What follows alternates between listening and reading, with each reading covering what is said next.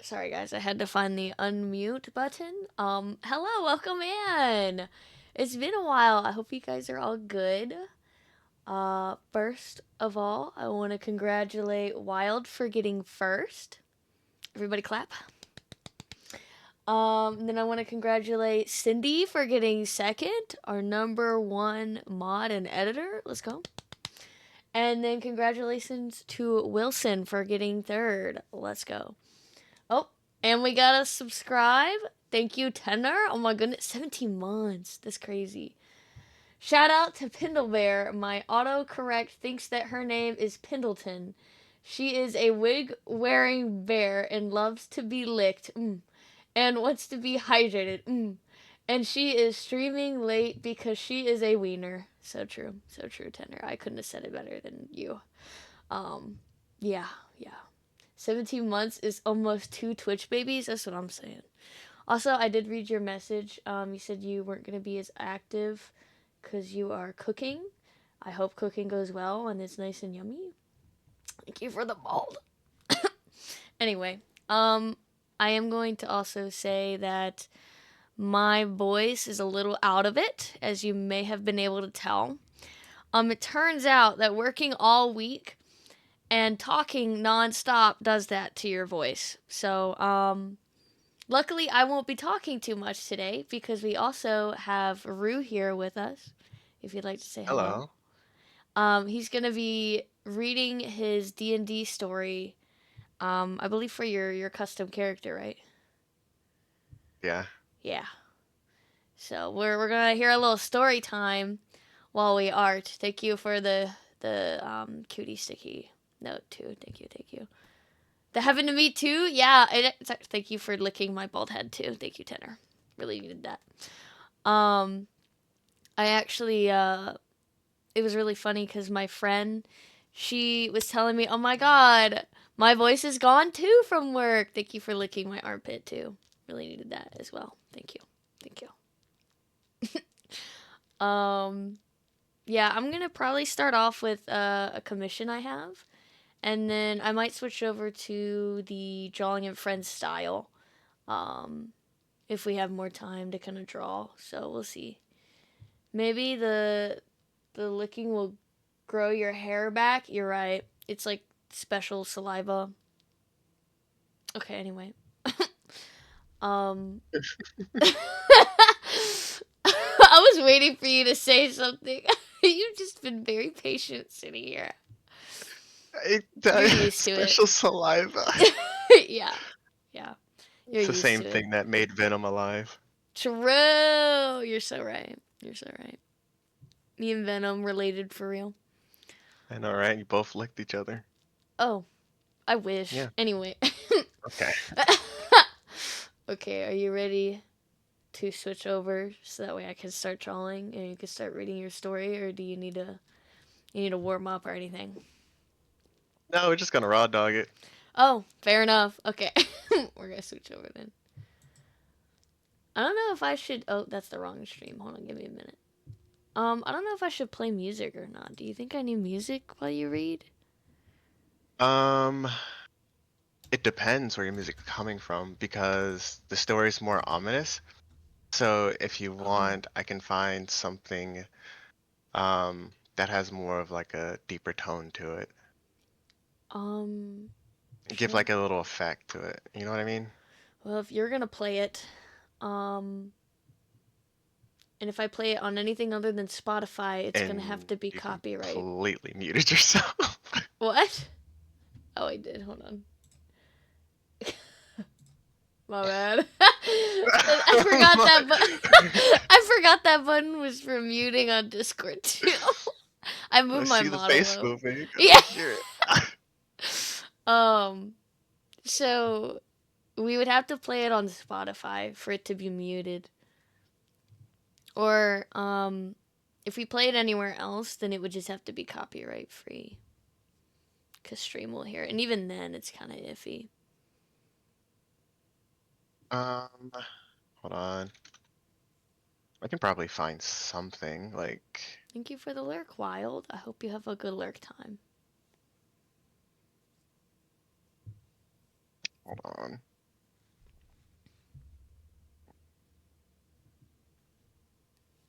Give me just a second. Probably rain. Rain? Like just a rain noise? No, because so it's What? hold on. Because Um, mhm. it's dark in a sense. Mhm. Yes, you're right. Because I've heard some of the story. Yeah, so Yeah. it's like dark fantasy. Um, Should I search up hold like on. If dark I fantasy send it music? to you, you want to check that out? Unless it has to be on Spotify if you have Oh my god. ads. Oh Then no, I don't have ads. okay, good. I have like I searched like dark fantasy and there's like dark fantasy main character music. Apparently.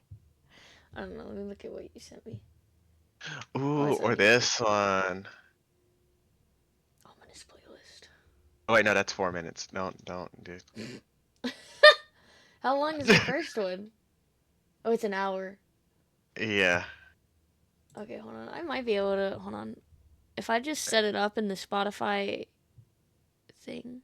Wait, no, I found the perfect one. Here you go. This one. Okay, ain't no way you sent me another one. I did. Okay.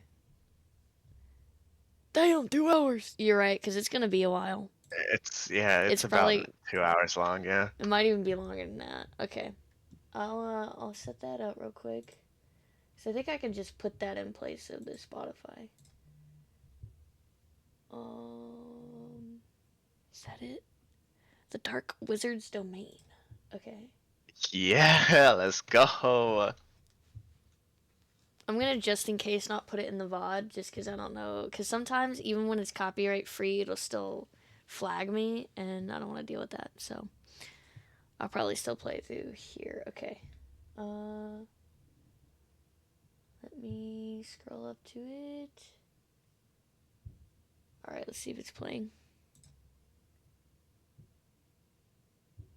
All right, guys, let me know if it's too loud. Oh, it's looking like it's getting a little loud. I'm just gonna preemptively turn this a little down. Okay. Damn, that's loud as shit for me. Hold on. Maybe I can turn this up a little bit. Okay, let me know if it's too loud or if he's not loud enough or whatever we Checking need. now. Yeah. Testing, testing. Yeah, testing, testing. One, two, three. Just clean up on aisle everywhere. Okay, well no What? one's saying anything, so I don't know. So I'm assuming we're fine. Do you need me to restart it or anything? No, not really. I mean, I could start now. Okay. So we're ready to start? Yes? No? Yes, yes. Cool. Okay, so this is a story of Azriel, and his upbringing up until now. Wait, wait, wait. What do you mean you think Pendle is muted? Hot? Um, I shouldn't be. It says that it's using my mic. I even made sure it was the right mic. What? I mean, I can hear you. Can you hear me through the stream? Yeah. I think they're fucking with me. That's Yeah. fucked up. That's fucked up, On second guys. thought, I can't hear you. You might No! want to unmute. Wait, no way. Hold on. Let me give Venny a shout out. Everybody go follow Venny. Venny's super cool. Super talented. Everybody go check out Venny. Even though Venny's trolling me right now. Oh, my Bluetooth headphones connected. Okay. Hello, hi Benny. How are you? We're about to start D&D Story Time. Wall art. Hope you have nothing better to do. I mean, what did you say? Okay, that's good. Okay, I believe we are ready to start now that they're done trolling, and I know they're Okay. lying. Okay. All right. So, chapter 1, New Beginnings. Born in a twilight of the Shadowfell, Asriel's life was one shaped by darkness, both within and without. Among the cold stone halls of the Church of Orcus, his earliest memories were not of lullabies or gentle touches, but of sermons carved into bone and prayers whispered into ash.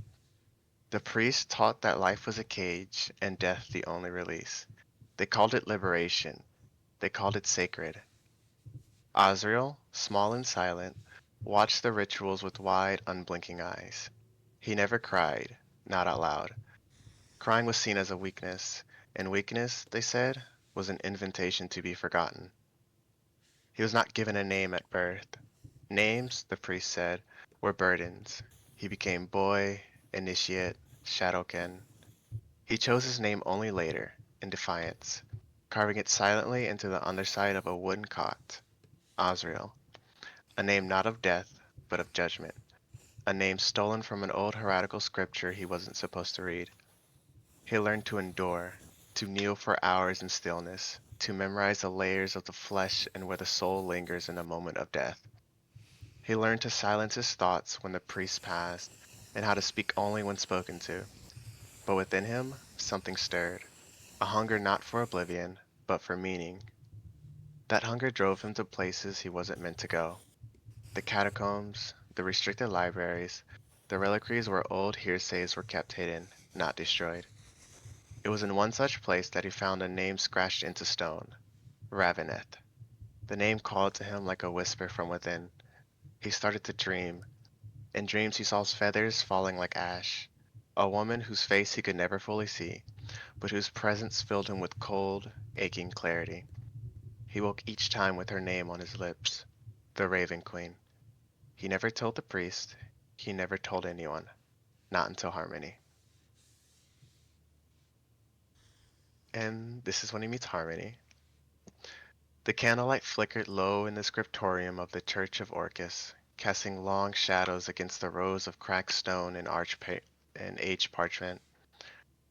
Asriel sat hunched at a desk made of bone, scribbling copied verses with dull quill dipped in black dried ink. His hand moved with quiet precision, but his mind drifted, as it often did, to the dreams.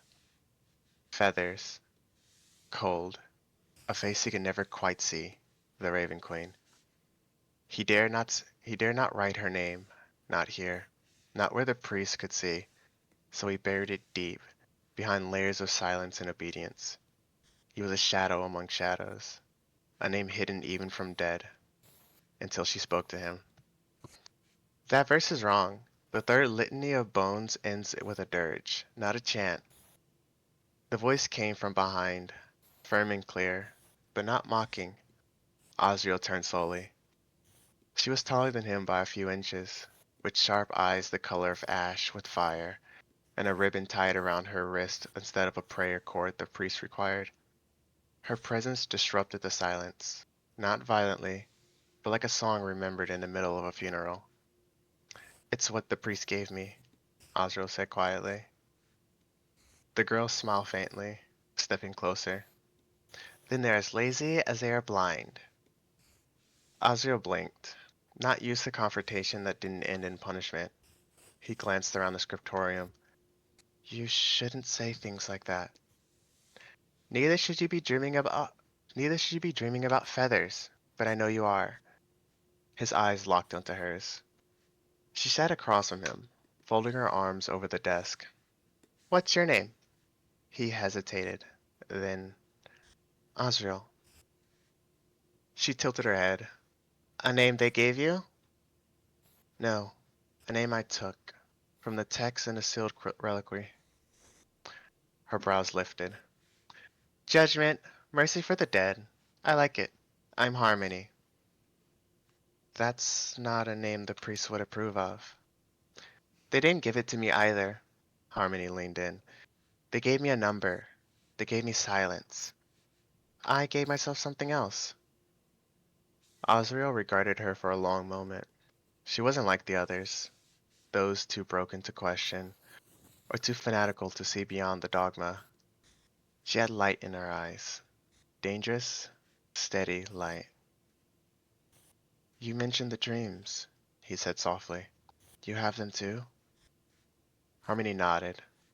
Since I was 6, the first time I saw a hall filled with mirrors, and a throne with no one on it. Then came the feathers, and her voice, cold and clear. She said, You will carry memory. Osriel's heart pounded. She said the same to me, almost exactly. Harmony leaned back in her chair, exhaling slowly. Then I'm not alone. What do you think she wants from us? Not obedience, not death, something else. Harmony's eyes softened. I think she wants witnesses, carriers of grief. She wants those who remember. Osriel lowered his voice to a whisper. They called her a heretic spirit, a liar, a corrupter. They worship a lord who rots on a throne of bones. They fear her because she offers something purer than oblivion. Truth. The silence fell between them, heavy yet comfortable. Harmony looked around the scriptorium. Let's get out of here. Come with me. Where? To the underlevels. There's a sealed corridor past the Hall of Black Vows. No one goes there anymore. I've been building a shrine. Nothing elaborate, Me too. just something real. I bet you do, you little witch hunter. It's bears. Thank you. I build shrines for bears. Okay, whatever you say. Azrael hesitated.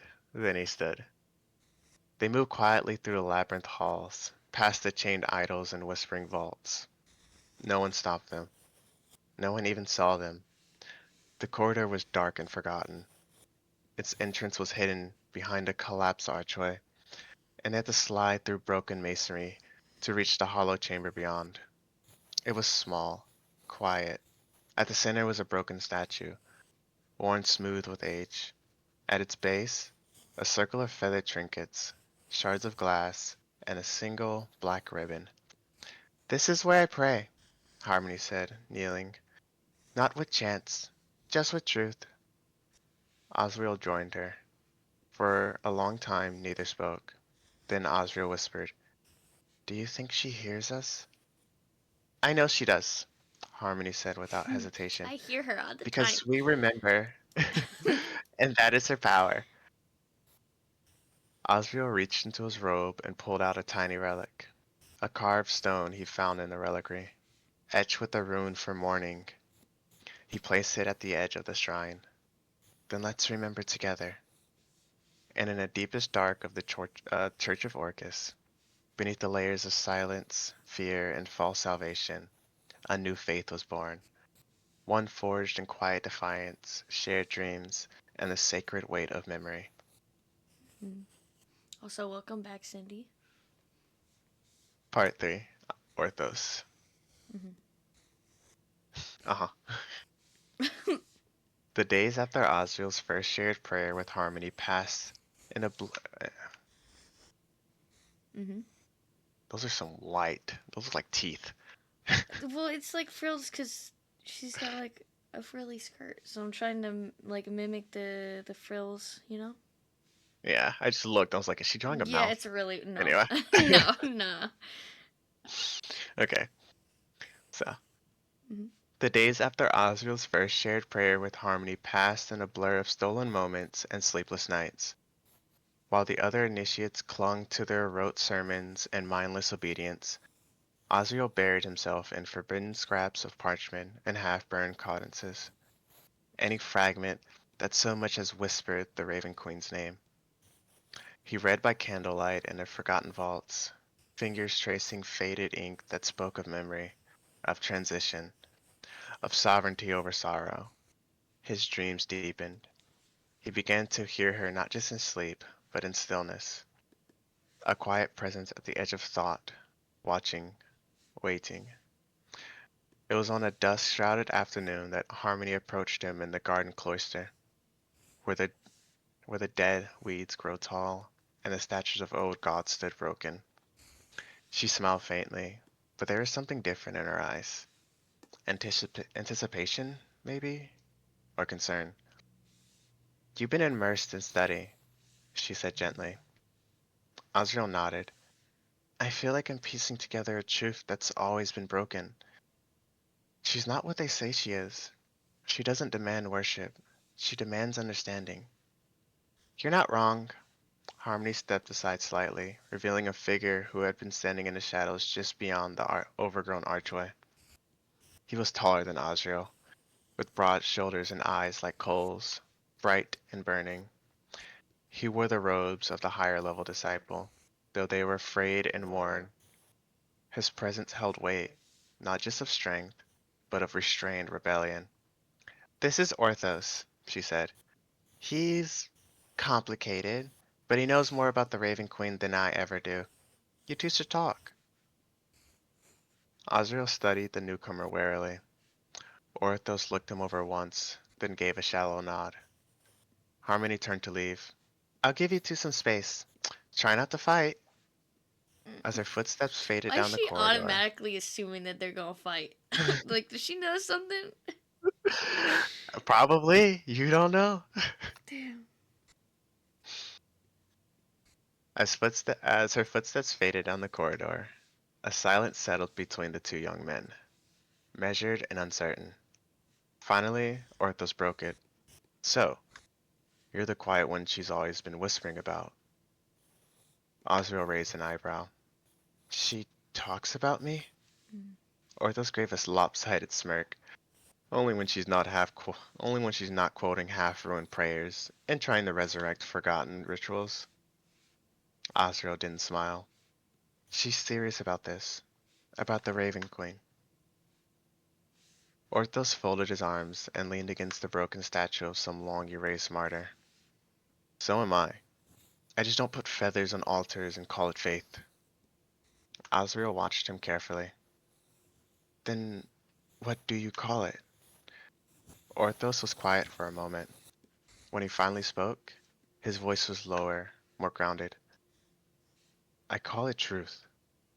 Not the kind you preach, the kind that burns, that leaves scars. The Raven Queen doesn't want followers. She wants survivors, witnesses, the last breath of every dying god, the grief that no one else will carry. That's what she is. Azrael felt something shift inside of him, an echo of his own thought, more jagged and raw. You've spoken to her too, haven't you? Orthos nodded. More than once, not always kindly. She doesn't offer comfort, just clarity. And sometimes, clarity hurts. Orthos stepped closer, voice quiet. What did she show you? Orthos looked up, eyes suddenly fierce. A sea of bones. My own reflection walking into it, and behind me, every face I ever failed, including my own. The silence between them grew heavier, and Azrael understood then that Orthos wasn't cruel. He was protecting something fragile in himself, the only way he knew how. I see feathers, Azrael said, and mirrors, and a woman who never speaks, but somehow says more than anyone ever has. Orthos snorted. Yeah, that sounds like her. There was a pause. Then Orthos pushed off the statue and extended a hand. You're not what I expected. That's probably good. Orthos took his hand, gripped it firmly. Neither are you. A brief, wordless agreement passed between them. Orthos released the handshake and stepped back. She brought us together, you know. Not harmony, not accident. The queen moves in patterns we don't always see, and two we're already a part of them. Azrael nodded slowly. Then maybe it's time we stopped walking alone. Orthos smirked. Don't get sentimental on me. But yeah, maybe. From the archway, Harmony peeked back around the corner with a knowing smile. For the first time in his life, Azrael felt something more than warmth. He felt belonging. Part 4. Dreams of the Queen. The wind howled beyond the walls of the Church of Orcus at night, a low, keening wail that threaded through the stone like a mournful song. Azrael lay still in his cot, eyes closed, breath slow, but he was not truly asleep. His body rested, but his thoughts wandered far beyond the reach of the shadowed cathedral. Then the world changed. The cold seeped in, not from the wind, but from within. His breath frosted in the air. When he opened his eyes, he was no longer in his cell. The walls had vanished. He stood beneath the moonless sky, the world around him made of shifting silver mist and faint whispers that sounded like names he couldn't remember. Feathers drifted down the snow, each one landing silently on an invisible floor beneath his feet. And then she appeared. Oh, alright, well, there's an ad break apparently. Oh, yeah, there's gonna be a lot of those. Yeah, it's fine. Do you want Take to a just sip of my talk to water. during the ad breaks? Oh fuck! To me to erase the tail. We can Look just at you, talk. already messing up. Alright. Okay, listen. These these layers are so messy because I sketched on this one and then I combined it with another layer and I don't know why. So I am I am doing my best out here. It I combined it with sounds some layer. I don't know sounds like which you one. gotta start naming them. No, that's not right. That's not right. No, that's right. No, no. Yeah, yeah. So, anyways, how are all my subscribers doing? Everybody doing good? Everybody enjoying the story so far? They're probably judging you. I hope the ambiance music is not too loud. I hope it's adding to the feel.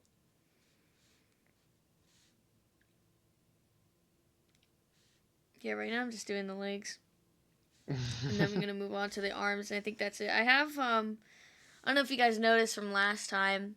It's been a little bit. I did do a little extra parts off stream. So I did like I think all of the outfit offline, and then I did the ears as well, and then the tail. I think I only did the face and the hair during my last stream. Thank you for the stretch. The stretch. Okay, so I don't have any water right now, but I've been drinking water all day because I went to Go Fest.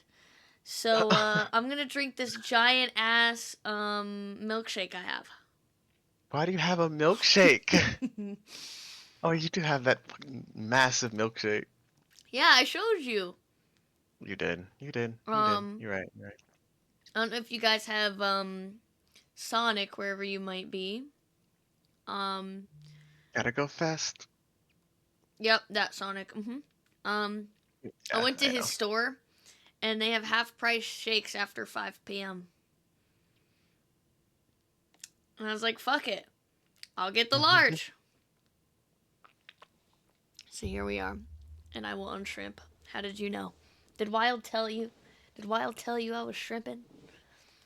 We have this thing where Wild shrimps at the same time I do. So whenever it's redeemed, I'm always like, "How did you know?" And then Tenor will tell me that it's because Wild was shrimping. I foresaw. Yes, you knew it. You knew it for real. I think the ad All right. break's over. The ad break is indeed over. Okay, welcome back, everybody. We yapped while you were gone.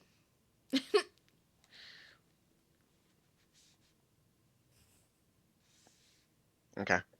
Mhm. So, a woman of impossible beauty and sorrow, cloaked in feathers and shadows. Her face was hidden behind a veil of silk that shimmered like memory. Her presence quieted everything, even his thoughts. The Raven Queen. Osriel dropped to his knees. You've you've come, he whispered, voice trembling. She stepped towards him, each motion deliberate, graceful, as if time itself bent around her. You call me in silence for many nights, child of shadow. Her voice echoed, not in his ears, but deep in his soul. And I have watched. You seek truth, but truth is not given. It is earned. Osriel looked up at her. then I'll earn it, whatever the cost. Just, please, help me understand. Understanding is not comfort, she said gently. It is a burden, but one you are willing to bear. That is why I have come. She moved a hand, and the mist around them shifted, coalescing into vague shapes, statues of figures weeping, others laughing, some reaching for something they could never grasp. Do you know what it is that I tend, Asriel? He shook his head slowly. Souls, grief, memory? Closer than most. Her voice softened, almost like the wind through dead leaves, but not yet whole. So I will leave you a gift, a test, a riddle. The answer you must carry, not speak. You must live it. Only then will it be yours. She stepped closer, shadows trailing from her like tattered veils. Here's my riddle. I am what you clutch when time forgets, a name held tight through cold regrets. I wither not, though all else fades, and silence kept through loss and graves. I am not voice, but echo shape. What binds you to others you ache? What am I? The mist grew still. Osriel closed his eyes, repeating the words in his mind like a prayer. He understood, somehow, not all at once, but the shape of it. He whispered, more to himself than to her, remembrance. A pause. You have truly spoken, but do not mistake knowing for wisdom. You must learn what remembrance cost. She raised her hand and placed it lightly on his chest. The moment Jesus Christ, English. It's okay. The moment her fingers touched him, a flood of visions pierced through him. Memories of Harmony's laugh, Orthos's fire, the face of a mother he never knew, the agony of names buried by time. They spun around him like a storm. This is your gift, she said, and your curse. You will remember what others cannot bear. You will carry what others cast aside. And when all is forgotten, you will remain. Why me? Osriel asked, tears streaming down his face. Why give this to me? Because you asked for truth, and truth remembers. The world began to unravel. The feathers lifted from the ground, spiraling upward like smoke. Her form began to dissolve into them. Her voice, the last thing to remain. Wake, bearer of remembrance. Wake and carry. He jolted upright in his cot, grasping for breath, cold sweat soaking his skin. His hand gripped something on his chest. When he looked down, he saw a single black feather resting against his heart. And in the silence that followed, the riddle's answered echo within him, not just as a word, but as a purpose. Part 5. Escape Plan. The bells of the Church of Orcus rang hollow that night, their sound thin and tired as they echoed across the crumbling sanctum walls. The air carried the scent of old blood and incense, and wrought sanctified by repetition. Asriel sat in the darkened hall, pretending to read a scroll by candlelight, though his mind was far elsewhere. He hadn't told them, not about the dream, not about her. The Raven Queen's voice still echoed in the marrow of his bones. Her riddle haunted his waking thoughts. You must live it. He didn't know what that meant yet, but he was trying. A quiet silence broke the silence. You're late. Azrael looked up. Harmony stepped into the hall, her robe pulled tight, her steps careful but urgent.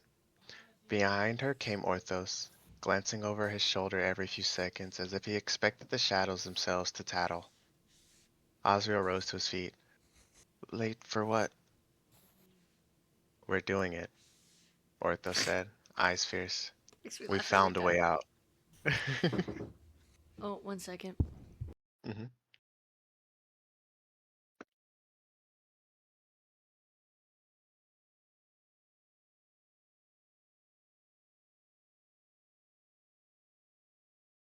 Okay, go ahead. Okay. Uh, just a moment. No worries. Take your Okay. time. Osriel's breath caught. Out of the church?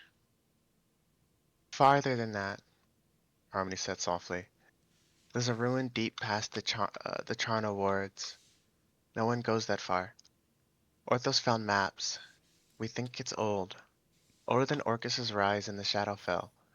Possibly untouched. Osriel furrowed his brow. What's in it? Orthos shrugged. That's the thing. No one knows. There are no records of it in the archives, which means it was scrubbed, and you only erase something that scares you. Or tempts you, Harmony added, eyes gleaming. The priests pretend to be the only keepers of power, but they fear anything they didn't create. That's why we have to go. Azrael folded his arms. When? 2 nights from now. Oops, I didn't read that. 2 nights from now, Orthos replied. During the high rite, most of the clergy will be locked in the ossuary or dome. The guards are posted near reliquaries, not the outer gates. Harmony stepped closer, lowering her voice. We need you with us, Azrael. We can't do this without you. Thank you Go for drink the some water. hydrate. No, no, no. It's milkshake. Thank you for the Whatever. hydrate, Wiser. Welcome in. How are you? Thank you for shouting out, Wiser. Look at that number one mod right there. You just said that about Cindy. Wasn't it Cindy? Yeah, Oh, Cindy. okay. I thought you Shaking said my about fucking head. Wiser. Shaking my fucking head. I Eepy or thought you were just giving Eepy. it out to everybody. Go Eep. We have a story time right now. You go Eep. Rue got confused because Rue thought I was calling Wiser the number one mod, but I was calling you the number one mod. Yeah, Mm-hmm. Rue was just trying to protect you for real and your title. let's go. Yeah. Ooh woo.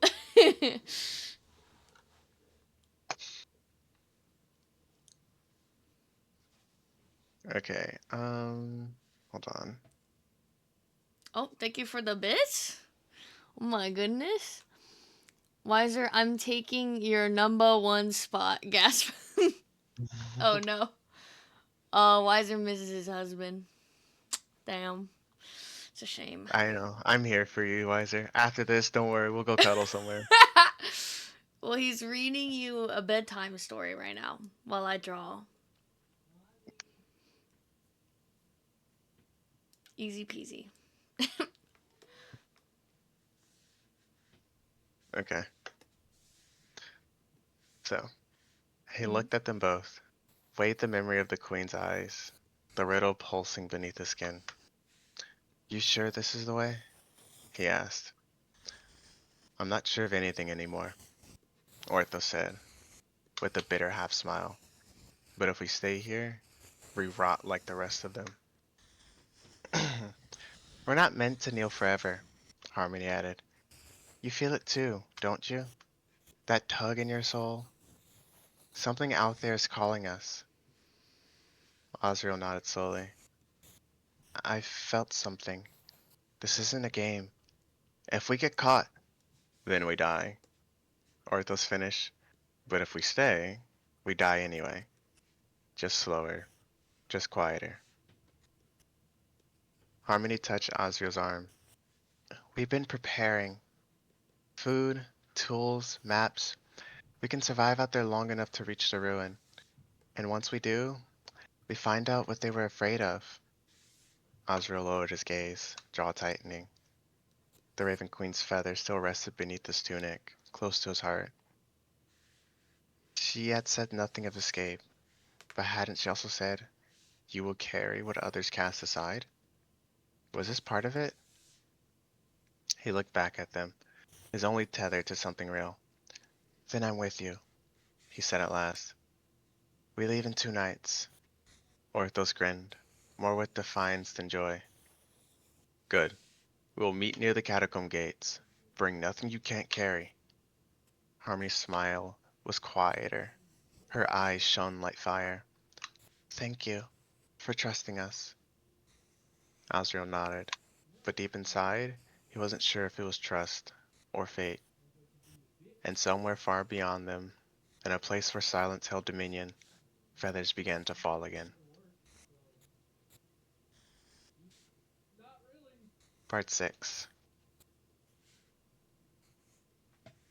Orthos meets Orcus.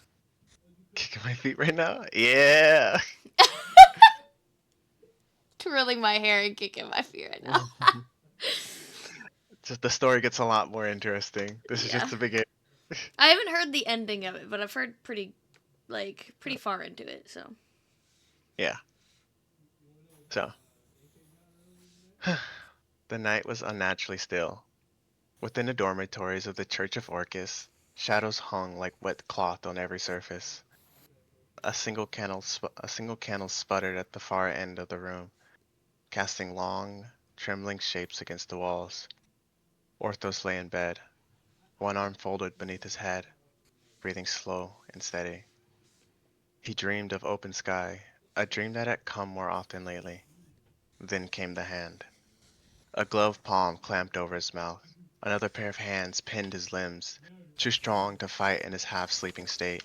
He thrashed, but someone whispered a word of silence, and darkness fell, complete, heavy, suffocating.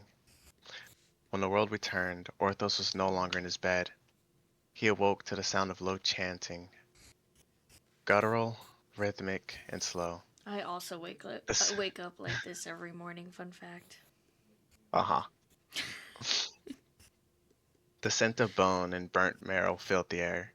He blinked rapidly, visions adjusting to flickering torchlight. The rough weave of a burlap hood had just been pulled off his face, and he found himself bound tightly to a stone pillar, seated within a wide circle etched into the stone floor, and I had to sneeze. Oh, Goddamn. bless you. Oh damn. Oh damn indeed. You don't wake up like this in the morning? No one else? Just you.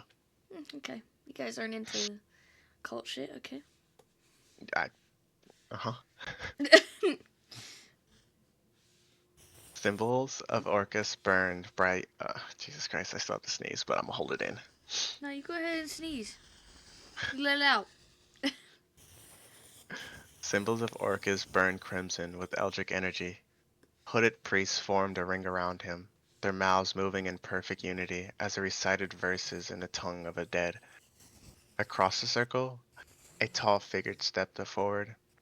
His robes were embroidered with bone fragments and the frayed sigil of the unending maw.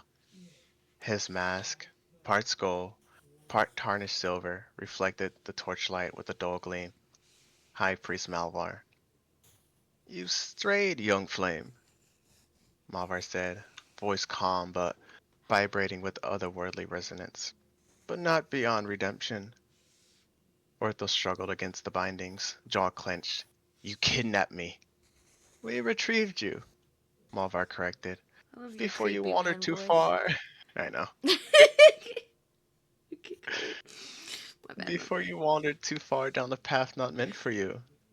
"You mean the truth." The chant rose behind the priest like a rising tide. Malvar knelt just outside the circle, folding his arms. "You are angry. That is expected. Truth, as you name it, often brings pain. But I offer you something greater." Ortho spat to the side. "I've heard your offerings. Empty rituals, starving sermons. You worship rot." "Rot is nature," Malvar whispered. "Decay is sacred. But you are fire, and fire must be guided, or it will burn everything."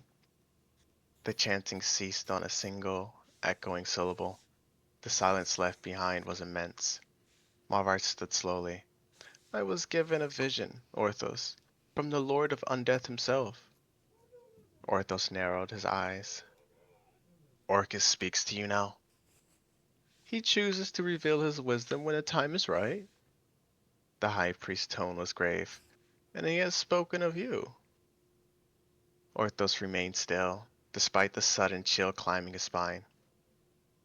You will be offered the hand of betrayal, Malvar continued. Walking, walking the edge of the circle like a predator, you will follow the two companions into a place long forgotten. They will tempt you with false gods, false truths. Harmony and Osriel, Orthos murmured. Yes, Malvar said with satisfaction. They are the bait, and you, the weapon. Weapon? Malvar stopped directly in front of him. Rip. You are the prophecy. You are the fire that must be kindled in the ruins of their hearsay. And when the false queen reaches for your soul, you will pierce her with flame. Orthos' expression shifted from confusion to horror. You want me to betray them? No, Malvar said. Orcus requires it. Harmony is the voice of a lie. Osriel is the vessel of forgotten memory. You are the sword that must cut them down. I won't. The high priest smiled sadly. You will, because you must, or you will be left with nothing. Orthos pulled at the restraints, fury flashing in his eyes. I choose them.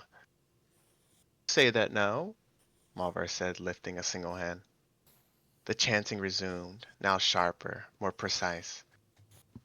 Red light filled the chamber, pulsing in time with Orthos's heartbeat. Something old and cruel brushed the edges of his mind, a presence vast and watching. Malvar's voice became a whisper, barely audible above the incantation. You will go with them as fated, but when the time comes, you will remember this night. You will remember the words of Orcus, and you will choose as we have seen. With a final gesture, the light flared, and darkness swallowed Orthos whole.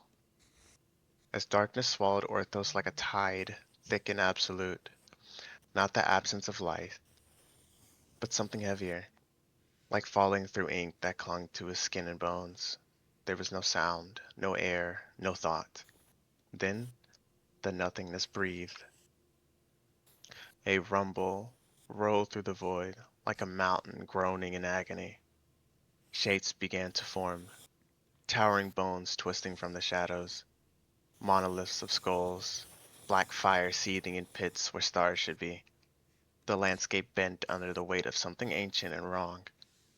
And at the center, seated on a throne made of mortals who still remembered their pain, was Orcus. His eyes burned with unnatural crimson, a vast, bloated form of necrotic power, draped in torn flesh and the shadow, his staff the wand of Orcus, pulsed in his clawed grip, each pulse matching Orthos's heartbeat. Kneel. The voice crackled through the void like shattering bone. Orthos's knees buckled involuntarily. He hit the ashen ground, fist clenched. Why me? He whispered. Because you burn, Orthos said, rising from his throne. Each step shook the ground, sending tremors through Orthos's chest. You must carry fire into the tomb. You resist entropy, and that defiance must be harnessed. Orthos looked up slowly. You want to use me. I will use you, Orthos growled. But not as a puppet, as a blade. You are made for war, Orthos, not peace. And what of my friends? Harmony, Osriel? The demon lord's burning eyes narrowed. They walk the path of the pretender, the queen of feathers, a goddess of grief and vanity. She collects broken things. I build empires of silence. Orthos' voice cracked. They believe in her. They believe in anything that gives their sorrow meaning. Orthos spat. But you, voice cracked. But you, you want redemption. You want power. You want to be forgiven. Orthos's hand trembled. You can't give me that, the void pulsed. Only I can, Orcus said, softer now. The Raven Queen offers you memory. I offer you release. From guilt, from loss, from the burden of who you were. He stepped closer, looming. His breath stank of centuries of decay. But first, you must pass the trial. Orthos swallowed. What trial? Lead them to the ruin, Orcus whispered. Let them trust you. Show them the place they think will set them free. And when the time comes, burn it. Burn their hope. Burn their queen. And if you do not... Suddenly, Orthos' surroundings twisted. He saw Harmony impaled by shadows, her blood-soaking feathers that melted like ash. He saw Osriel screaming, consumed by memories that never ended. A thousand fates, cruel and endless. Orcus's voice thundered again. Then I will. Orthos fell forward, gasping. He felt something sear into his chest, a brand in the shape of a twisted flame encased in bone. You are mine now, Orcus growled. You will serve me. You will return to me, either in triumph or in ruin. And if I don't? Orthos rasped. Orcus leaned down, his maw close enough for Orthos to feel the chill of undeath. Then you will beg me to finish what I started. The demon turned. Go now, chosen. Be my paladin in shadow, and know this, whatever road you walk, it ends at my throne. The world cracked apart. Orthos screamed, and awoke in his bed, drenched in sweat, the brand on his chest glowing faintly beneath his tunic. In his room, the candle was still burning. His hands were unbound, no sign of the ritual chamber remained, but a single mark had been carved into his wrist, a flame, bound in bone. He sat up, breathing hard, and looked toward the hallway where Harmony and Osriel slept. He said nothing, but his hands would not stop shaking. The music is perfect right now. Part 7. Osriel's Warning. The morning after, the cloister of the Church of Orcus felt different. Osriel noticed it in the way the air hung heavier in the stone halls, and in the way the shadows seemed slower to retreat before the morning torches. He noticed it most, however, in Orthos. They stood together in the garden cloister, feigning prayer beneath the ruined statues. Harmony was busy gathering maps from her hidden cache beneath the dormitories. It was their last day before they made their escape. Orthos knelt with his head bowed, fingers interlocked, and the pose reverent. But something in it was off. Too still, too controlled. Osriel stole a glance. The brand. It was faint, almost invisible beneath Orthos' tunic. But Osriel's gaze has always been sharp. A sigil like a bone-clad flame, just barely visible at the collarbone. He said nothing, but he felt it. The cold certainty curling like frost in his lungs. Later that day, Osriel went alone to the crypts. The departure was set for midnight, and he needed time to center himself, to sort the tension coiling in his chest. Beneath the false tomb of Saint Veranthor, he knelt before a shrine he and Harmony had made long ago, a feather pinned with broken glass, a candle left unlit. He closed his eyes. Sleep found him not gradually, but all at once. The world around him collapsed into silence.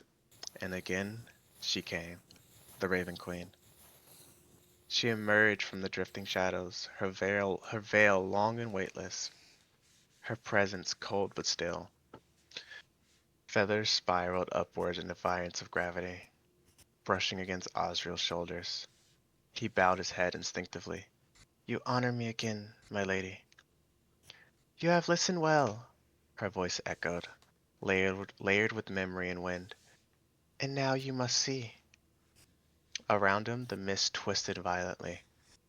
Osriel stood in a vision, not a place, but a sense, a space steeped in dread. He saw the faint outline of Orthos, but not as he knew him. He was a fire beneath his skin, chains in his eyes, and behind him, the shadow of something vast, honed and smiling. Orcus, Osriel whispered. The Raven Queen stepped beside him. He has moved. Osriel clenched his fist. He's touched Orthos, hasn't he? Claimed him. Cool. Ad break. Damn. Also, I miss Cindy saying stanky breath. Yeah. Yeah. If you ever see any messages that I miss and you want to read them, you can. Okay. Don't feel like I have to read them. So, because I may miss them because I'm drawing. So, but yeah, if you ever want to read any, you can as well. Okay. Yeah, it's funny. Whenever I stream with Kat, she's usually on reading duty because I miss every message. So she'll like read them all when we share chat. Tyndall doesn't read chat. No. I don't know if I just added a redeem where people can get my attention because that's how famous I am for not reading chat. Oh my goodness. I blame Is the it? potential ADHD diagnosis. Yep, that one. Oh my god. It's that one. Yeah, yeah.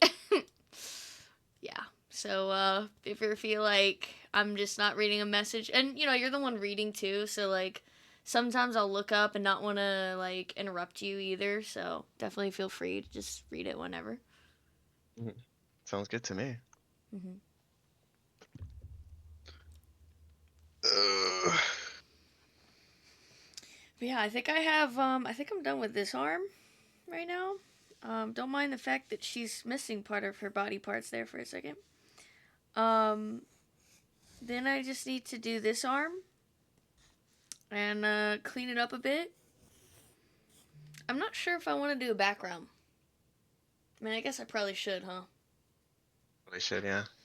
I look up constantly as I stare at the sun. Oh, that's so fair though. But I mean, that's different, sun staring and streaming.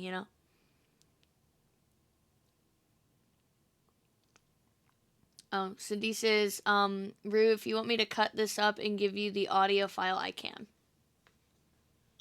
No, you don't have to. I appreciate it, but no, I'm trying to work on making this into a AI voice, and that's taking a while. So that's probably what it's going to be in the future whenever I fully release it. But yeah, for now it's just my interpretation of everything. Mm-hmm. I was Appreciate it though. suggesting like we could get a bunch of people together to read it and have people Hmm. read the parts, but then I was like, oh, this would be cool to listen to and draw at the same time. Maybe the next one. The next one. The next one for sure. Yeah. I actually have an idea for another one, but Oh, anyway, really? yeah. Oh boy, I'm excited. Okay. So I'll go back one line. Hello. Hello, Tenor. Welcome in. When did you get here? Oh my goodness.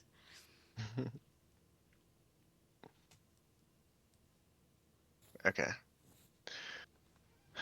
One line.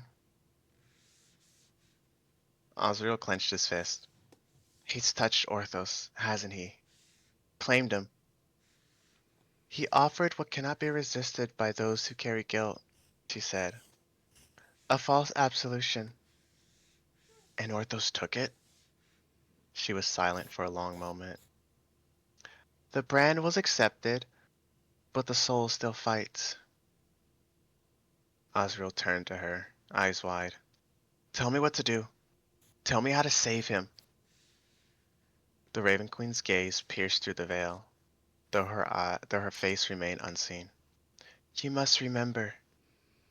Remember what? Who he is, what he was, and what he still could be. Asriel's heart pounded. That won't be enough. Orcus is powerful. Orcus feeds on despair. He drinks the rot of memory and spits it back as oblivion. You are my vessel of remembrance. You will carry what he would bury. He knelt before her. Then I'll carry it, whatever it takes. I won't lose him. I won't lose either of them. Her voice softened, less a deity now, more of a presence in the dark. Beware the ruin, Asriel. The past waits there. So does choice.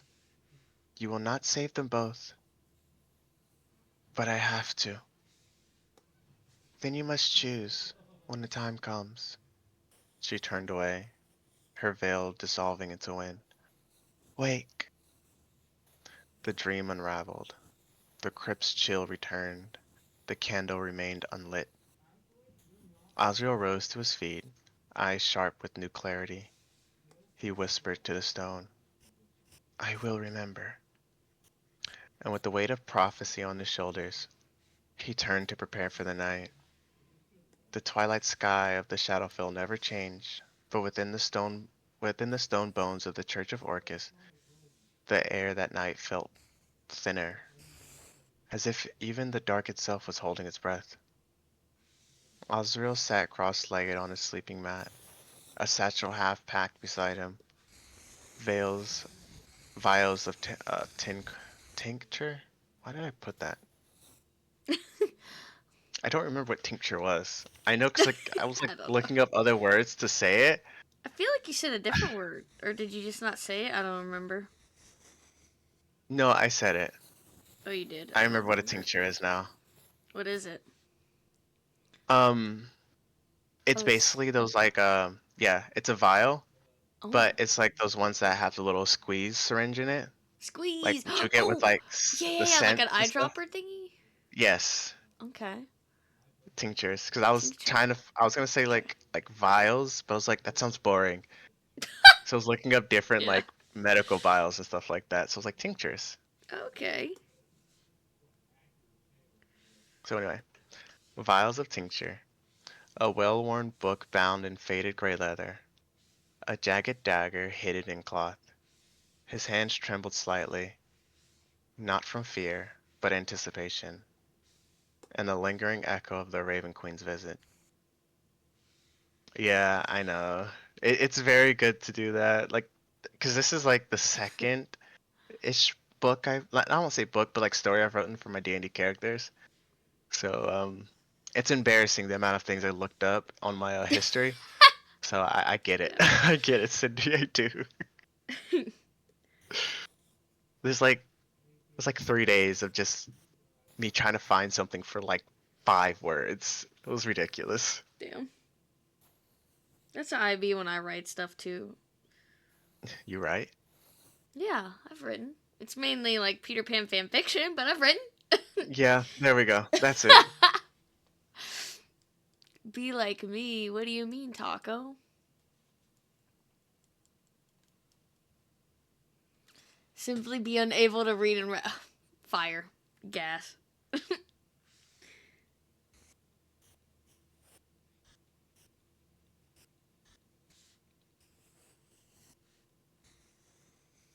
I have to look up a reference I put for a book after so the government doesn't come. Mm. Yeah, basically how it goes. Yeah, type reference after. For real. Okay. How to die, but like for a reference. Okay. No, not exactly. But you know, we'll keep it. So, yeah.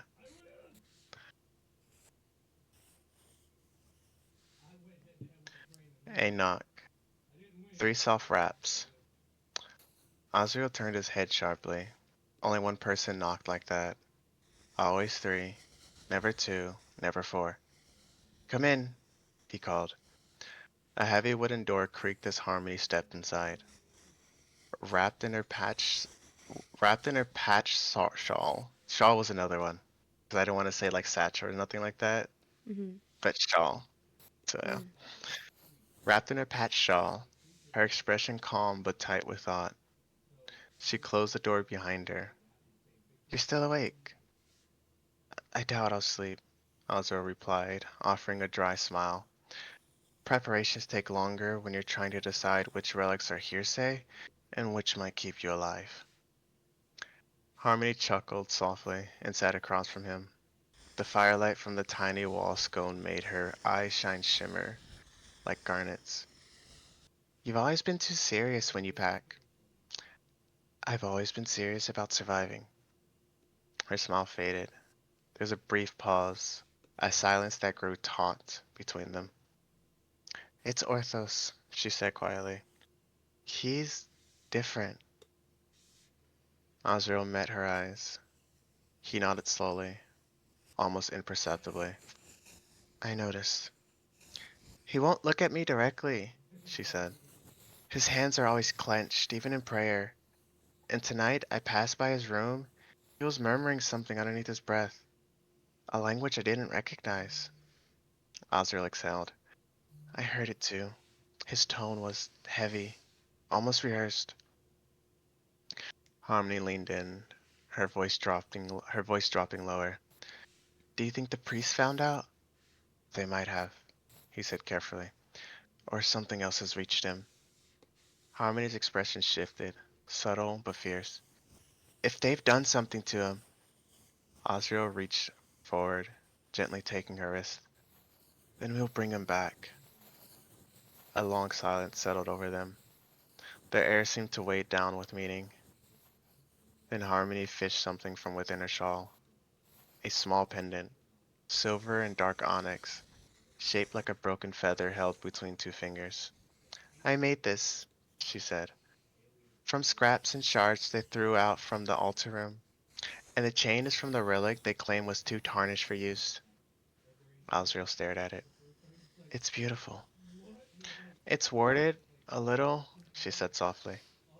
Not strong enough to hold back a god, but maybe enough to remind you of what matters when you forget. She pressed it into his palm, closed his fingers around it. Promise me something. What? That no matter what happens out there, no matter what you see in Orthos, or me, or yourself, you'll remember why we're leaving. Not for power, not for vengeance, but because something better must exist beyond this graveyard of a church. Azra looked down at the pendant, then up at her. I promise. Harmony smiled, but it was tinged with sorrow, like she knew she was putting something precious into fate's hands. She rose to her feet, but before she turned to go, she spoke again. Her voice was quiet, measured, like a prayer wrapped in a song. If ever the dark forgets your name, and silence claims the thread you came, let memory be the ember's gleam, and the shadow's oath, the dreamer's dream. Then she was gone, leaving Osriel alone in the flicker light. Fingers closed tightly around the pendant as if it might vanish with her. He didn't sleep that night. Part 8. The Ruins. Morning in the Shadowfell wasn't marked by sunrise. It simply shifted. A slight thinning of the oppressive gray, a loosening of the gloom's grip. But for Osriel, Harmony, and Orthos, it may as well have been dawn. They gathered in the forgotten cloister behind the east wing of the Church of Orcus, a stone courtyard where no sermons were held, and the statues had eroded into headless, faceless watchers.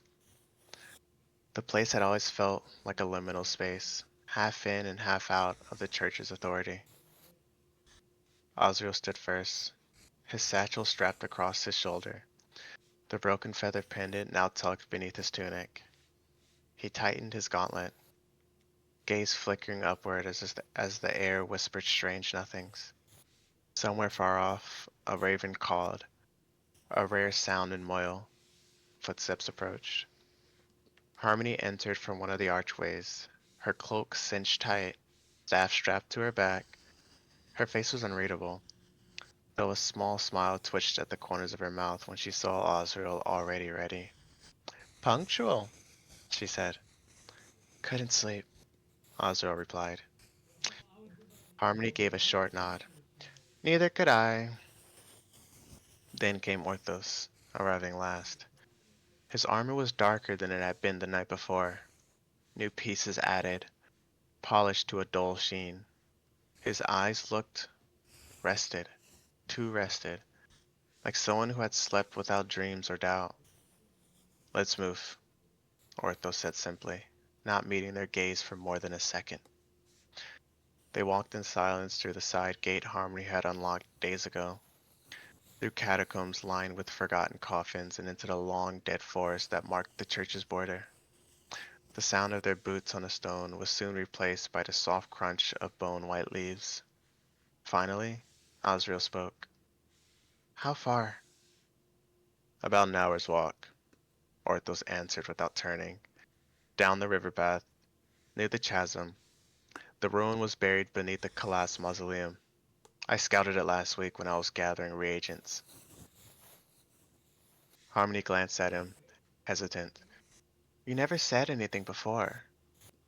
"I wasn't sure if it was real," he replied. "Now I am."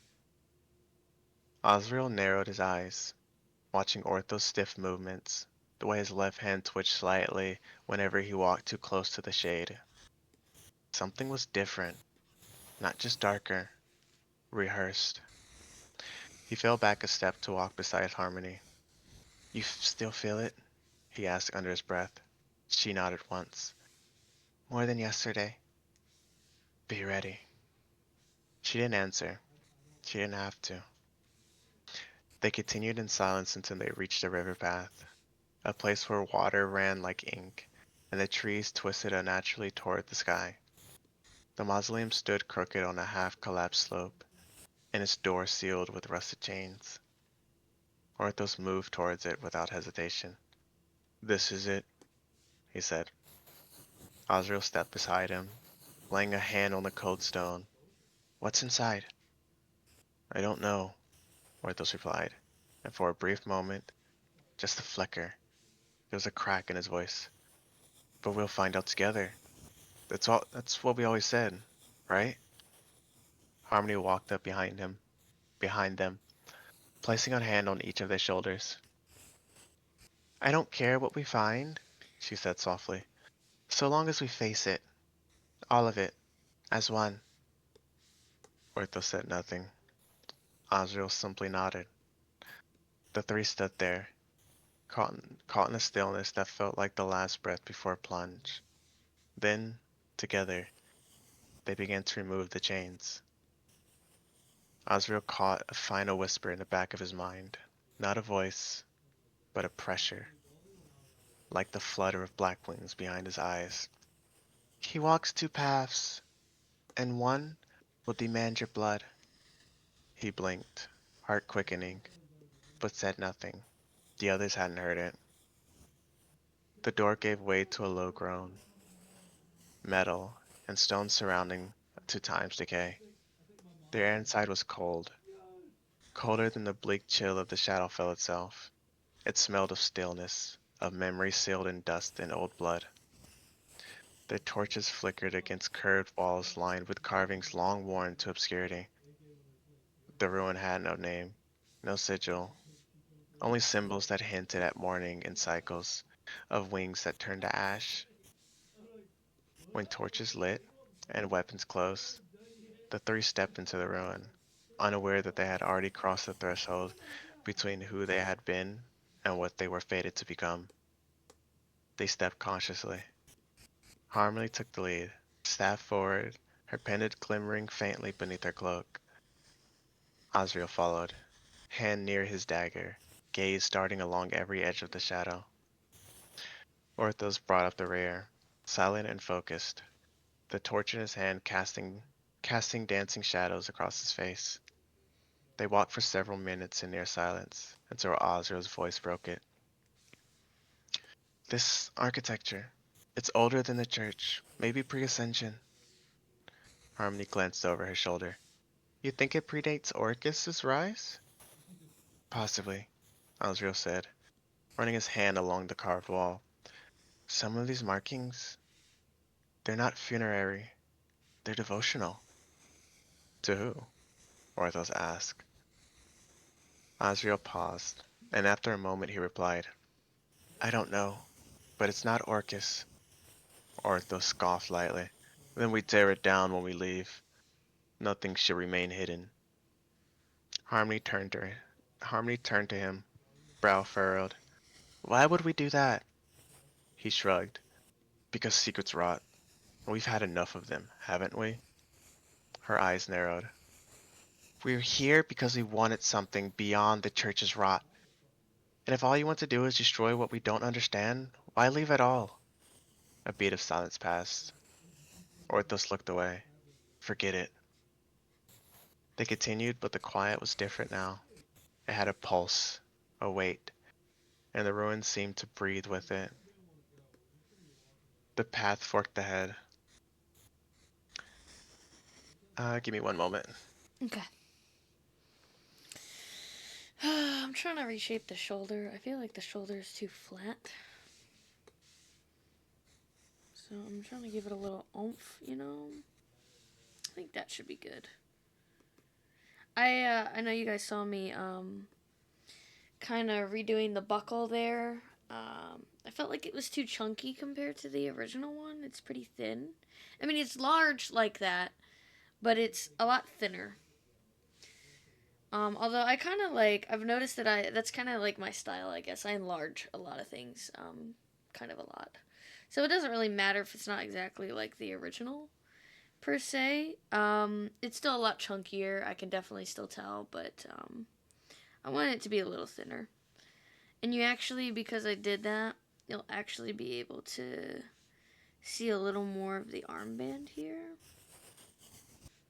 And it'll mostly be kind of darker here.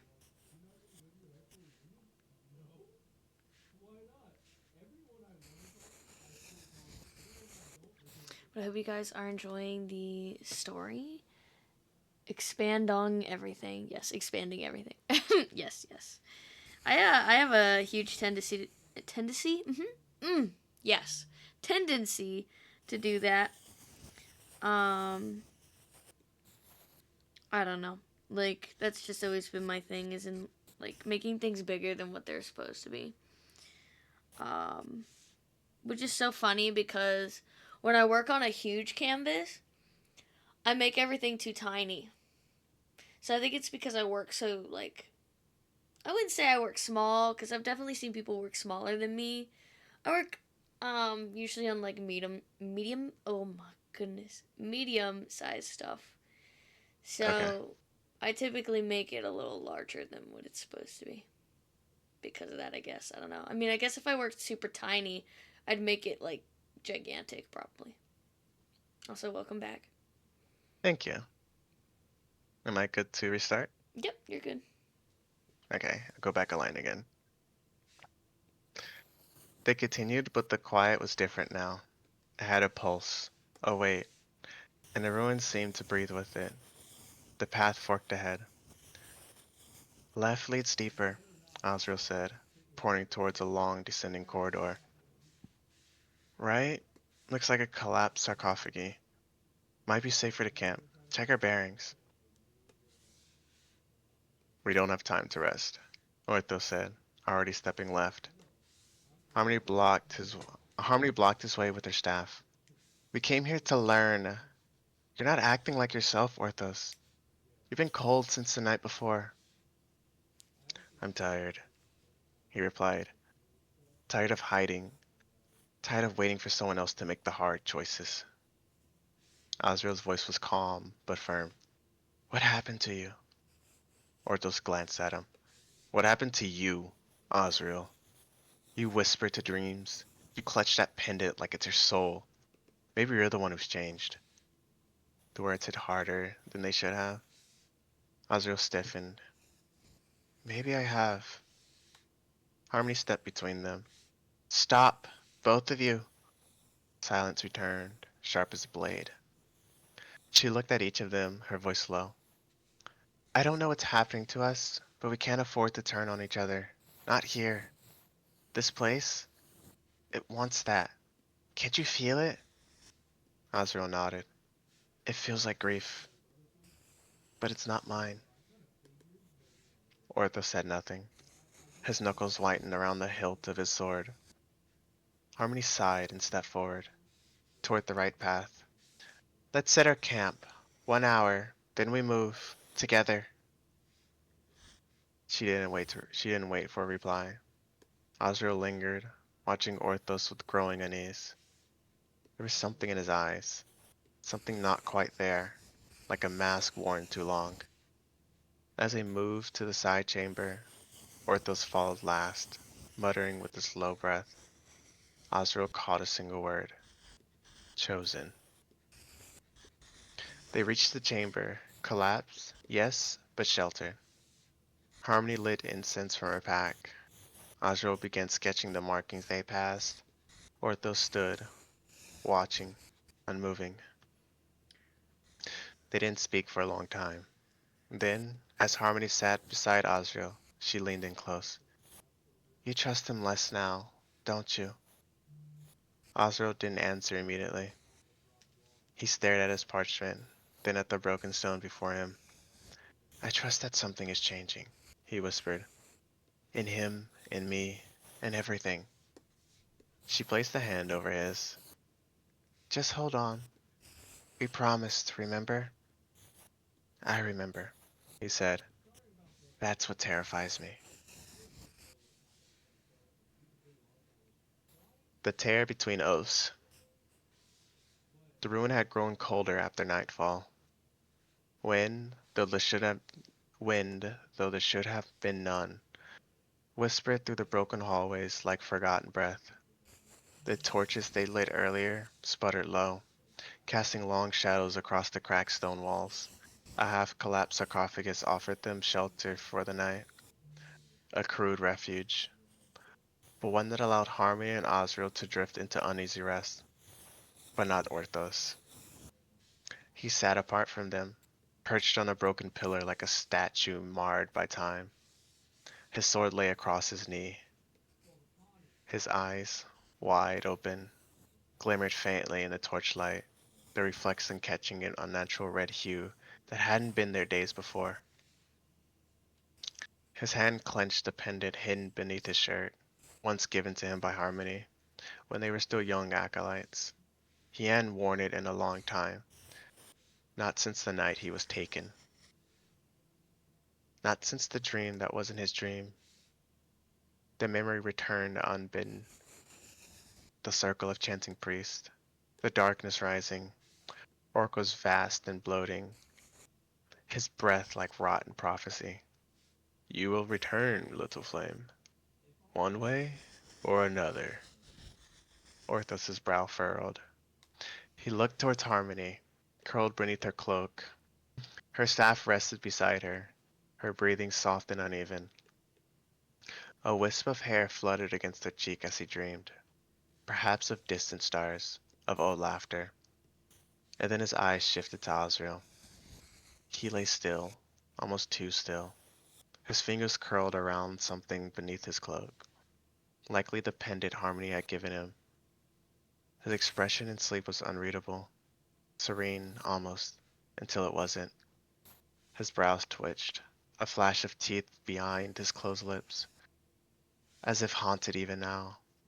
Orthos let out a slow breath and lowered his gaze. Why did it have to be you two? He whispered to himself, voice barely audible over the ruin's eerie quiet. Why couldn't it have been someone I didn't care about? He closed his eyes tightly, as if that might keep the thoughts out, but they came anyway. They will fall by your hand or another's. At least through you, they are remembered. Do it now, while they sleep. Quick, clean. You'll be forgiven. You'll be made new. Orthos's fingers trembled.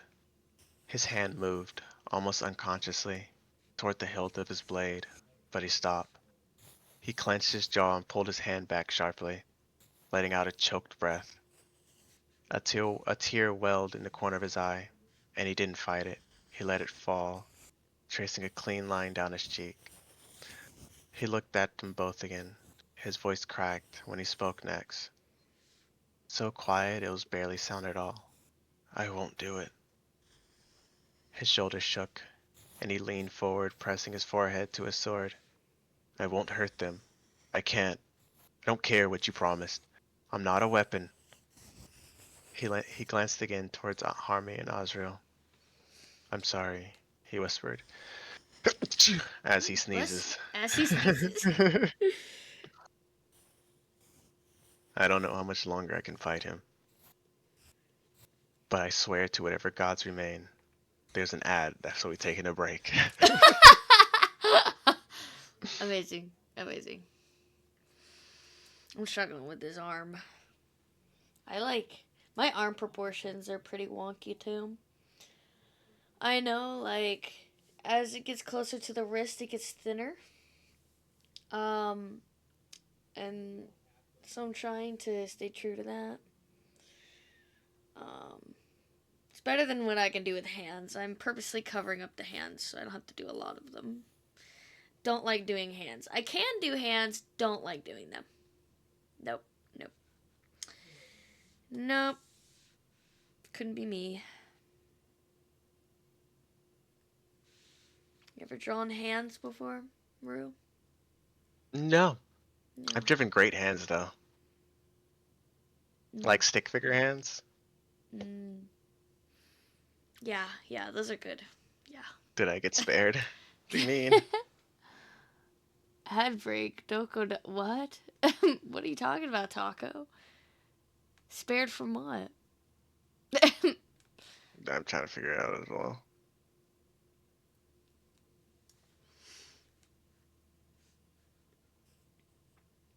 The sacrifice? No. Oh, it's probably because I got a pre roll. Oh. Oh, spared from ads. Oh. Oh, that's true. uh, damn. All right, so Hmm. he glanced again towards Harmony and It Osriel. still says the ad break is going on for me. Really? It Yeah. doesn't say it's going on for It me. says ad break ends in 9 seconds now. Okay, We just give it a little longer. Maybe Taco's the chosen one for real. probably. Okay, now it says that everybody's back. Okay, so he glanced again towards Harmony and Osriel. I'm sorry, he whispered. I don't know how much longer I can fight him, but I swear to whatever gods remain, if I fall, run. Don't look back. You are the chosen one, Taco. For a long while, he sat there in silence, alone but not unseen. Somewhere deep within the ruin a stone creaked, not from pressure or age, but something else. Listening. And behind Orthos, a faint flicker of shadow pulled inward, like breath drawn into invisible lungs. He didn't hear it. He simply sat there, one tear falling, another just waiting. A boy too young for prophecy, a friend too loyal to become a monster, a pawn too deep in God's hand to change the board. But still, he resisted. And for now, that was enough. Ortho sat in silence until the exhaustion overtook him. Not the slow descent of normal sleep, but a sudden, pulling gravity that yanked him under like the tide beneath a frozen lake. Darkness closed in, but it was not the welcome darkness of sleep. It was deeper, hollow, full of breathless pressure. No stars, no dreams, only bones. And then he came. The darkness stirred like oil pushed through water.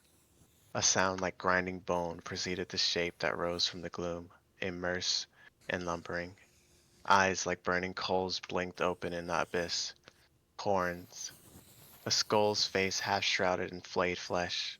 The wings of a carrion vulture. Black and broken. The stench of decay filled Orthos's lungs even in his dream. Orcus. You weep like a child, came the voice, thick and slow, like rot crawling through roots. And yet, you are my chosen. Orthos stood again in the circle of bone and fire, though this time the priests were gone.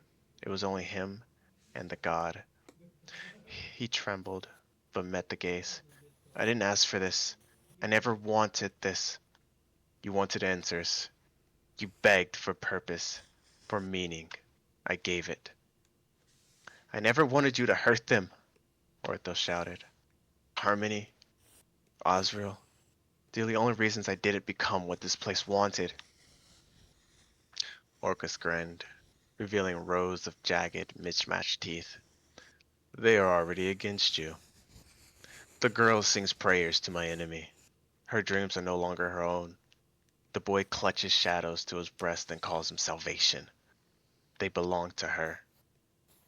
Orthos's fists clenched. They made a choice. One I understand.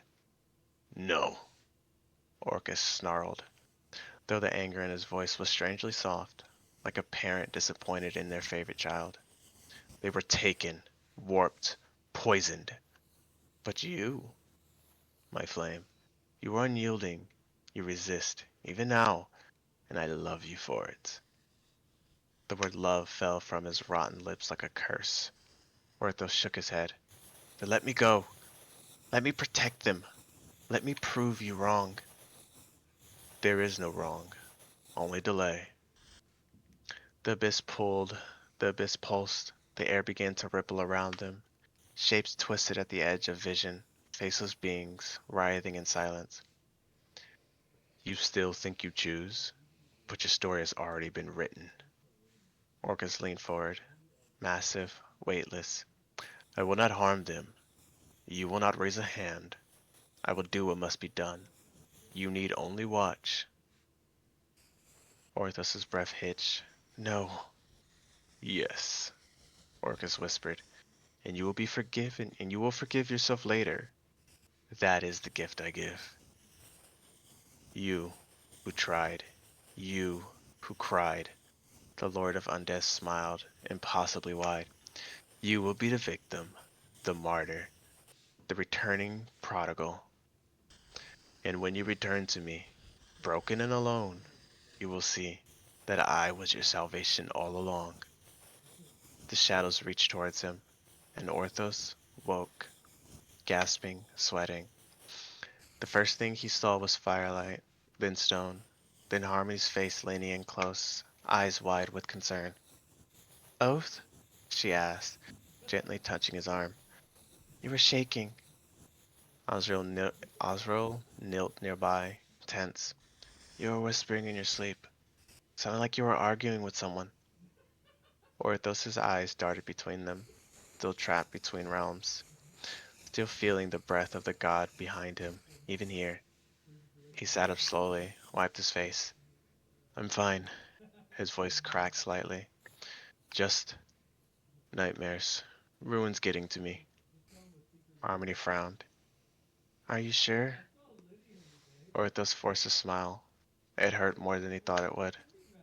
Yeah, I just need to move. Staying still makes it worse. Osriel didn't look convinced, but he nodded slowly. We were about to wake you anyway. Harmony squeezed his hand once. You don't have to lie to us, you know. He looked at her, really looked, and felt the scream catch his throat. I know, he said softly. Let's just get moving. They began packing in silence. Orthos turned away as he's Orthos turned away as he cinched his gear and whispered beneath his breath, I'm sorry. His friends didn't hear it, but somewhere far below, in a place even the Shadowfell fears to name, something smiled. Broken paths. The stairwell was ancient, its stone warped by time and seeping with moisture that hissed even when their torchlight passed too close.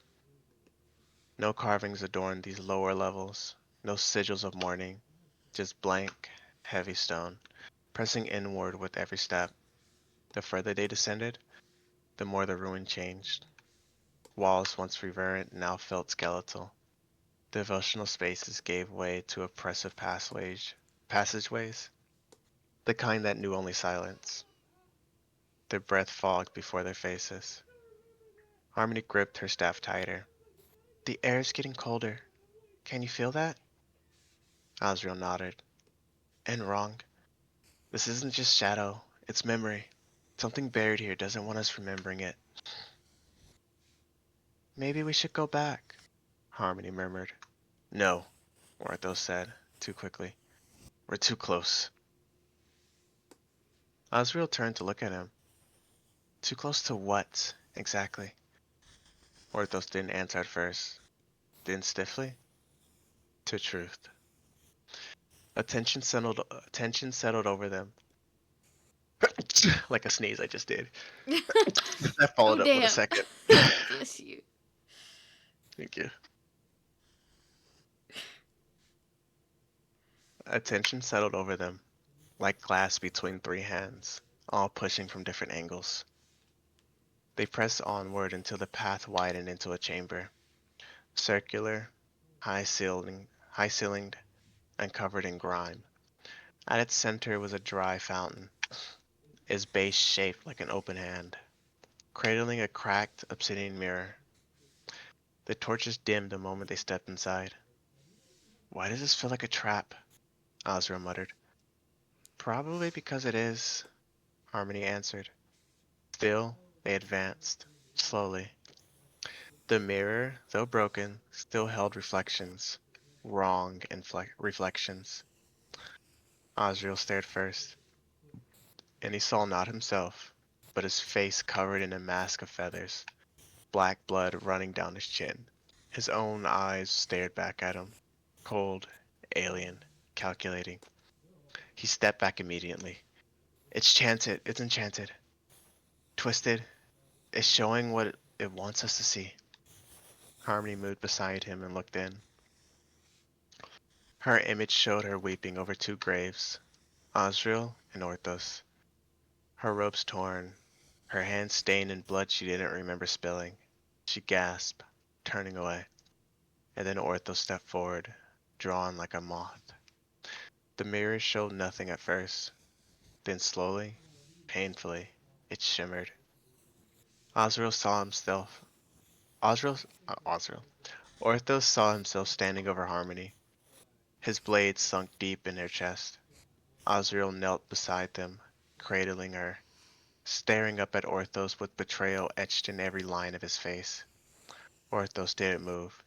He stared at the image, unmoving, until Osriel stepped between him and the mirror. Enough, Osriel said. Back away. Orthos didn't. I said back. Why do you care? Orthos snapped, suddenly alive with anger. You never trusted me anyway. Osriel blinked. What? You've been watching me since we left, second guessing everything I say, clutching your little relic like it's the only truth that matters. Because you've changed, Orthos. You didn't even try hiding it anymore. You're the one to talk, Orthos snarled, waking from dreams with secrets in your mouth, whispering her name like it means something. Don't think I don't know who's in your ear. Harmony stepped between them. Enough! They fell silent. Her voice echoed like a slap in the cold chamber. I don't care what you saw in that thing. It's not real. We came down here for truth, not to turn on each other the moment things got uncomfortable. Azrael turned away, jaw tight. Ortho said nothing. His gaze lingered on the mirror a moment longer.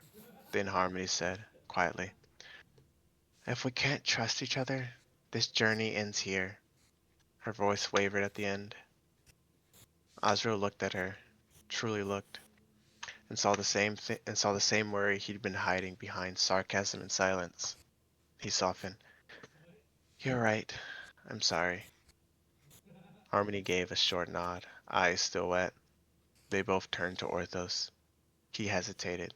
Then finally, I'm sorry too. But his voice didn't carry conviction. It carried resignation. They moved on from the chamber, leaving the cracked mirror behind. but the images stayed burned into their minds like scars on the soul. And for the first time since they began, they walked in silence, not from stealth, but from the fracture they couldn't name and didn't yet know how to mend. The ruin narrowed again, descending deeper still. The stonework here was smoother, stranger. Veins of pale crystal threaded the walls, pulsing faintly with a light that was not their own. As the trio passed under a jagged arch etched with spiraling, indecipherable runes, the temperature dropped to a biting chill. That's when it began. The sound. A low hum, not from around them, but from within. Like the bones of the ruin were humming into their own sleep, just beginning to stir. Azra paused. Did you feel that? Before anyone could answer, the world twisted. Nothing violently, not even loudly, like a breath being held and then slowly forgotten. Osriel's isolation. Osriel's isolation. He stood alone, no light, no warmth. The walls were gone, replaced with endless, echoing halls of mirrors. All of them reflected his own face. Some weeping, some screaming, some grinning with teeth too long. He spun. Harmony? Orthos? Only his voice answered him, warped and multiplied.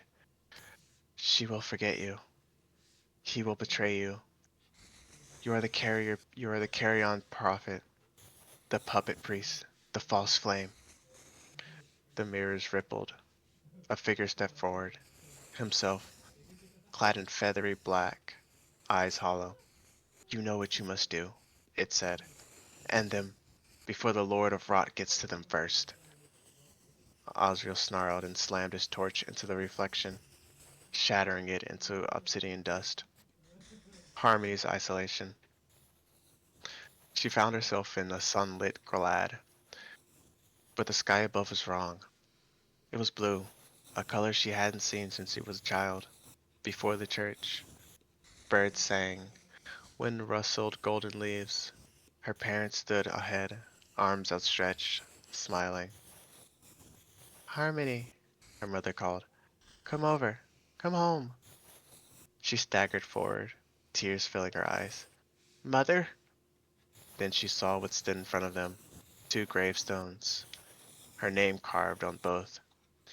She turned, too fast, and there was a woman draped in shadows behind her. No face, just a crown of feathers and eyes like moonless wells. They will die for your hope. No! Harmony screamed, raising her staff. But the glad, but the glade had already begun to rot away. Trees crumbling, sky bleeding black. Orthos's isolation. He stood in the nave of the Church of Orcus, alone. The stained glass above showed Harmony impaled, Osriel bleeding, and Orthos kneeling at the feet of Orcus, applauding. A voice echoed from every wall. You did this. You were always going to. I didn't choose this, Orthos whispered. No, you belong to it. Say it. No. Say it. I said no! The glass shattered above him, and everything fell into blackness. Reunion in the final chamber. They stumbled into the final chamber one by one. Osriel first, panting, soaked in sweat. In Harmony, her eyes wide, mouth still whispering prayers. Then Orthos, blood on his knuckles, fury on his breath. The chamber was vast, a long, doomed hall with cracked black pillars. Thirsty. Thank you for the Wawa tenor. Or should I say milkshake?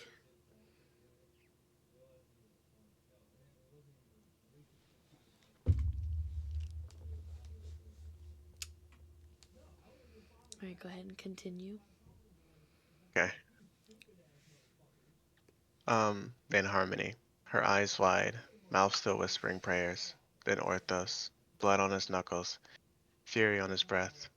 The chamber was vast, a long, domed hall with cracked black pillars. Runes burned faintly on the ceiling. At the far end was a broken archway, an exit, bathed in pale, inviting glow. They didn't run for it because they saw it. A beast hulking, a beast. Hulking, slick, and impossible. It had no consistent shape, wings that flickered in and out of existence.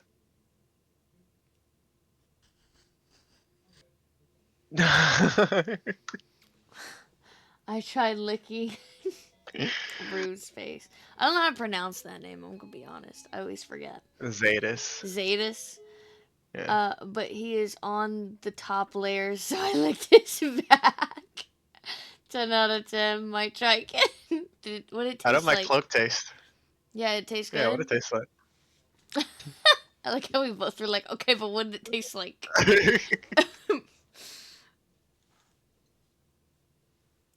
So funny. But the tongue is probably bigger than your head. No, it absolutely is. Yeah.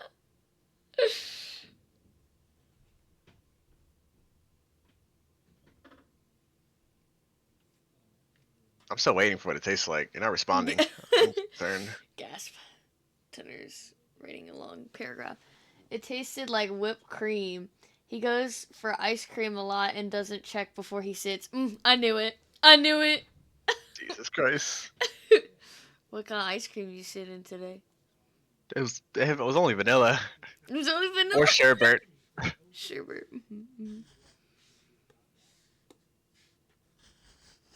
Yeah, that's crazy. In this economy, sitting on ice cream.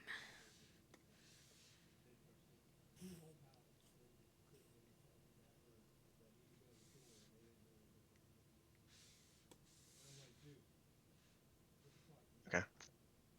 A beast. Hulking, slick, and impossible. It had no consistent shape, wings that flickered in and out of existence, limbs like spears and claws like obsidian glass. Its body seemed stitched from the void, and sinew. Its head was blank, eyeless skull, mouth full of writhing, whispering tongues, and it was staring right at them, breathing, salivating. It took a step forward, soundless, and every part of the ruin groaned in protest. Tanner is asking about the ice cream you posted. Mm. Speaking of, how did you like that ice cream I posted? Oh, yes, yes, yes. It looked good. I was a little jealous. I've only had a milkshake today. I had no ice cream. Maybe miss ice cream. I usually like during work. I ask for chocolate ice cream for every lunch. I pay for it, so I may as well get some ice cream, right? But lately, I haven't been asking for ice cream because I feel like every day is like a lot. And I probably shouldn't be eating ice cream every day. It's not like a huge thing of ice cream. Fatty. Um, okay, that's crazy. That's crazy. But yeah, so I've like stopped asking for it as much. Not because like of any particular reason other than I kind of realized like maybe I shouldn't be eating chocolate ice cream every day. Ice cream has health benefits. You're so right. Like happiness.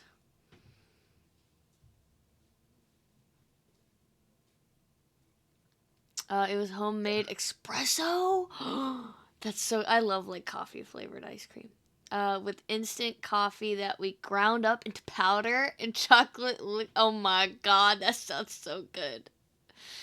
Oh my god, I'm jealous. You're gonna have to make some for when we all come over for the sleepover. I might be getting some hella ice cream tomorrow. Oh my god. Well, now I have to get ice cream tomorrow.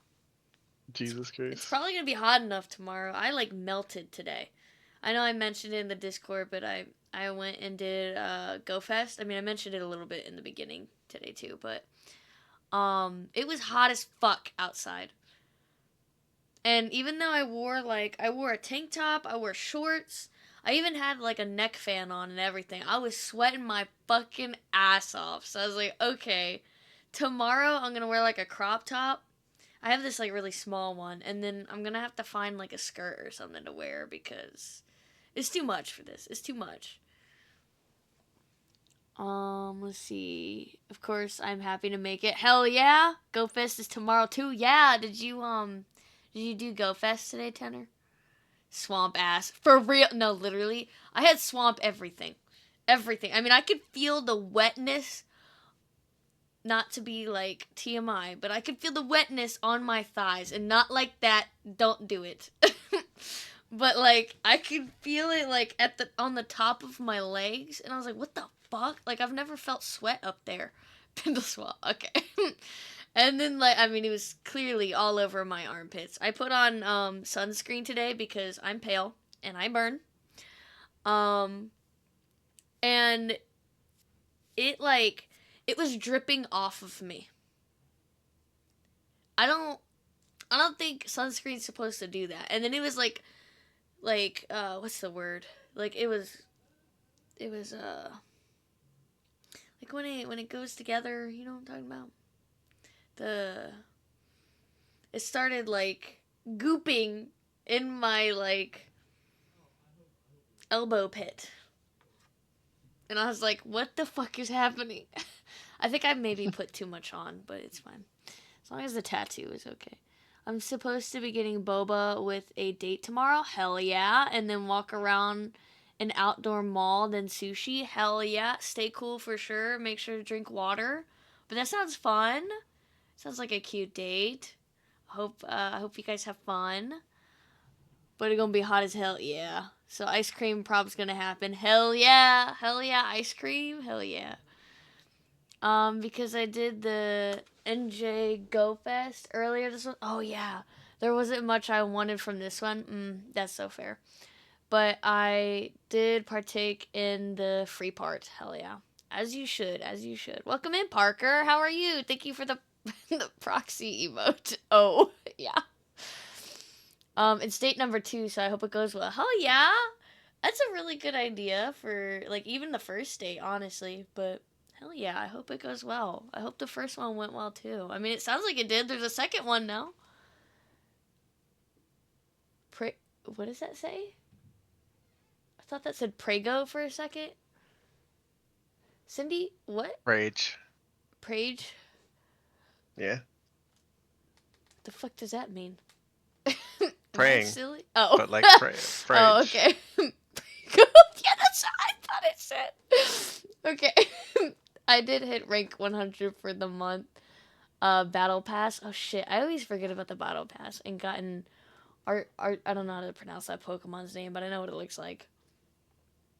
But hell yeah, I just found out about the Battle Pass. I mean, I think I remember Rue telling me about it, or somebody was talking about it. How they couldn't believe there was a Battle Pass. Mhm. And then I finally saw it today, and I'm like, oh my god, this shit's annoying. Every like 5 seconds, I was checking that bitch to collect rewards. Piddle, please. Okay, but I did think it said breakout. That is what I heard. Okay, see, it wasn't just me. First one went very well. That's good. That's good. The Go Fest Battle Pass is a little rough. Yeah. I'm not pregnant. I don't know. Maybe you're not the one who's pregnant. Yet. Ayo. um, yeah, the Go Pass is irritating the hell out of me. And I think there's like, I'm a little confused because I was collecting from like 2 of them bitches. I think one of them was for the battle pass thing that I collected, and then the other one is just like the free one, I think. Look at that. I talked right into an ad. That's crazy. My bad.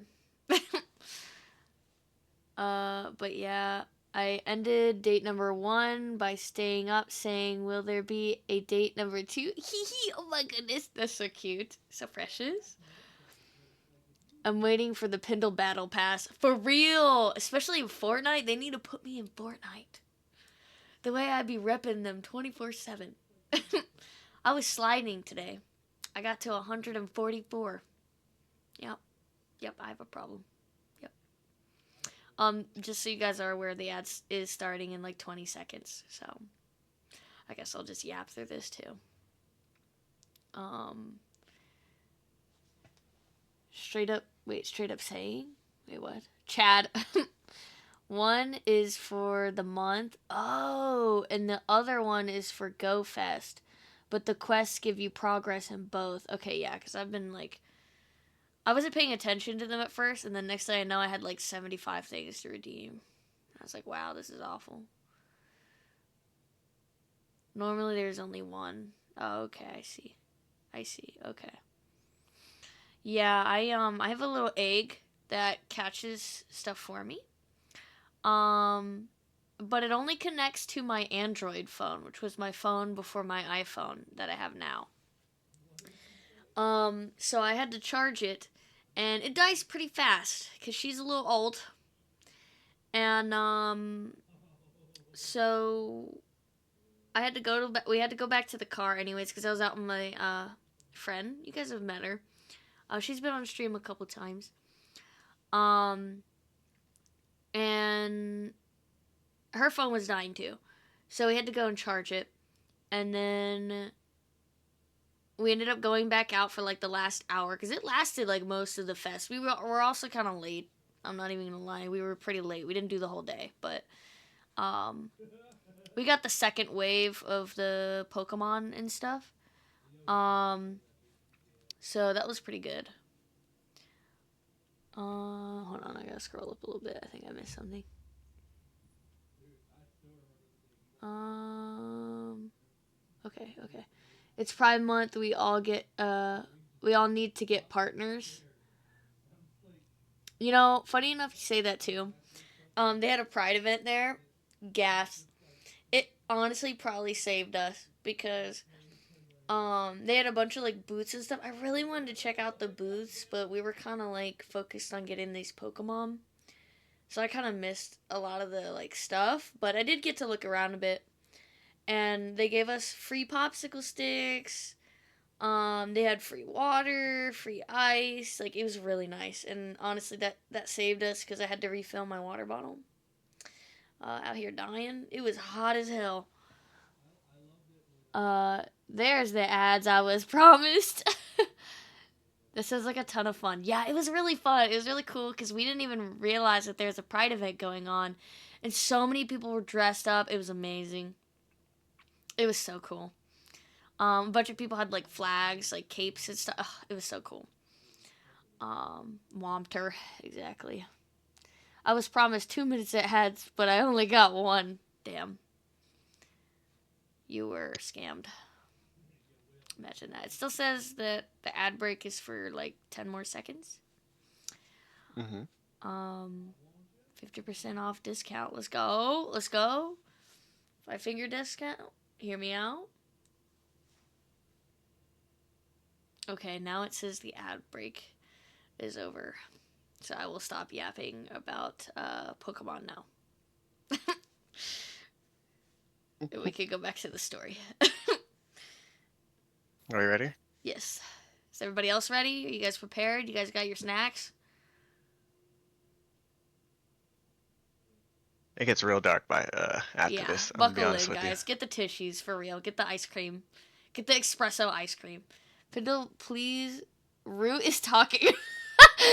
I know, right? Shut up. I can't I'm read. still in Sorry. ads. Okay, well wait. Oh no, Tenor. Wait, Tenor, you literally subscribed. You were 9 ads. Tenor, Oh stop. shit. Tenor, Nah, I stop. believe him. He's in an ad. About 10 minutes of ads, right, Tanner? Pretty sure it's 10.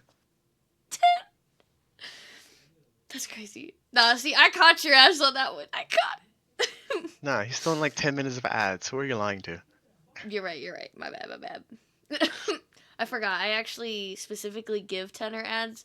Tenor actually pays me to give him ads. Exactly. It's See. actually what it is, yeah. All right. So,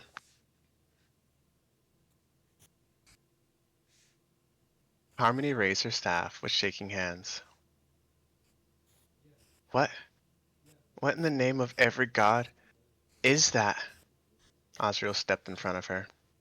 Something that was meant to be forgotten. Orthos's breath was ragged, his eyes wide. It's a warden, he whispered. It guards the exit. We were never supposed to get this far. The beast exhaled. The torches went out. Only the exit glowed now, behind the monster. The three stood frozen. Then it moved.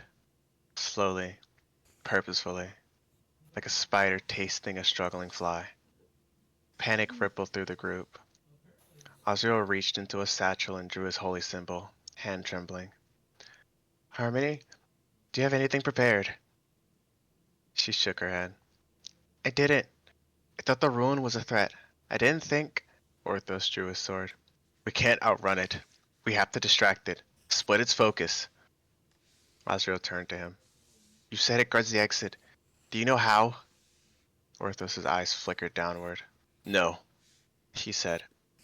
Too fast. Azrael narrowed his eyes. You're lying. Not, not now, Harmony snapped. We move or we die here. The creature snarled, a sound like wind shrieking through bones. The exit pulsed with light. Move! Azrael shouted. They ran. The beast roared. The beast's roar shook the chamber, a sound that felt like it echoed inside their skulls. Walls cracked. Runes flared and died. The exit behind the creature glowed faintly, like a dying star at the end of a graveyard sky. It charged. Claws scraping, limbs unraveling and reforming. The monster surged forward like a nightmare made flesh. Harmony was the first to react. She slammed her fist into the ground. Get behind me! A pulse of radiant magic rippled outward. Sanctuary. A shimmering ward surrounded Azrael. She pivoted, whispering a prayer to the Raven Queen. Her voice trembled. Shadow Cradle, Soul Remain. A burst of radiant flame arced from her palm, searing toward the creature's face. It struck, but barely singed it. The thing shrieked, not in pain, but in irritation. Azrael darted left, using fallen rubber as cover. We need to split up. Circle it. He unslung a vial from his belt, alchemical fire, and hurled it toward one of the beast's limbs. It struck true, coating the limb in fire. The creature paused, writhing, and let out a deep, reverberating growl. Azrael chanted a brief incantation, a ward shimmering over his skin. Shield of Faith. Harmony, keep moving. Orthos, with me. No answer. Orthos had gone straight in. With the cry, half fury, half defiance, he charged the creature's right flank. Sword raised high, he leapt onto a broken pillar and brought his blade down with a thunderous smite, crackling necrotic energy trailing behind it. The sword bit deep into the beast's side. It roared in genuine pain for the first time. Azrael stared. Since when can you do that? Orthos didn't answer. His eyes glowed faintly, just for a moment. Then the creature retaliated. A limb lashed out like a whip, striking Orthos midair. He flew across the chamber, slamming into a wall with a sickening crunch. Orthos! Harmony cried. The beast's body twisted, mouths along the torso murmuring nonsense in forgotten languages. It opened its skull-like maw and let loose a cone of withering entropy, a visual storm of unraveling light and time. Azrael ducked behind a pillar, but his ward cracked and flickered. This isn't just a beast. It's a construct. It's bound to the ruin. He shouted towards Harmony. We need to disrupt the anchor. That crystal in the ceiling. Can you hit it? Harmony turned. Her eyes narrowed. Buy me 10 seconds. She sprinted for high ground, an old plinth, and began casting. Azrael broke cover and threw himself into the fray, slashing at one of the creature's rear limbs with his dagger, drawing its attention. I don't need to kill you, he hissed. Just make you look the other way. The creature reeled backward to strike and pause. Ortho stood again, bleeding, breathing heavily, but upright. His sword crackled again with unholy light. I won't let you take them. The creature lunged. Orthos met it head on, parrying blow after blow, roaring with each strike. You want me? Take me! As slammed into him, he held. Now, Harmony! She unleashed it. Her eyes raised towards the ceiling. She screamed a prayer, the pendant around her neck glowing white hot. Raven Queen, break the bonds! A bolt of pure, focused moonlight erupted upwards, striking the crystalline ceiling. The ruin screamed. Mario Kart of the new Switch, and one about Royal Kingdom. Oh. Hell yeah. Wait, The did you beast actually get spasmed. 10 minutes? Hmm? Did No, Cindy actually give 10 or 10 minutes of ads? there's no way to do that. I'm gonna make it happen. I got you, Tanner. Blonde for real. Okay. Actually, it's white hair. Whatever. It's not a Makes it command. I worse. can make it one, though. If we Jesus really Christ. want to give 10 or 10 minutes of ads, we could do it, I feel like. Maybe. Actually, I think it would just send everybody else into ads who isn't subscribed. Probably. Probably. Fuck everybody else up. Okay. The beast spasmed, limbs twitching, forms unraveling. The glow behind it began to brighten, the way out, opening. Osriel rushed to Orthos. We need to go, now!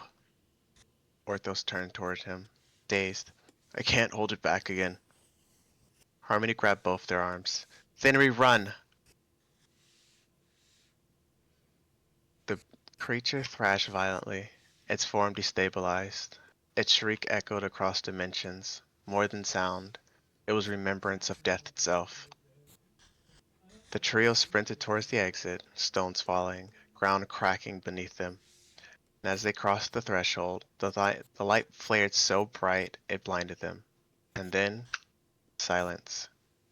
They landed on the cold floor of the new chamber, outside the ruin. Night had fallen again.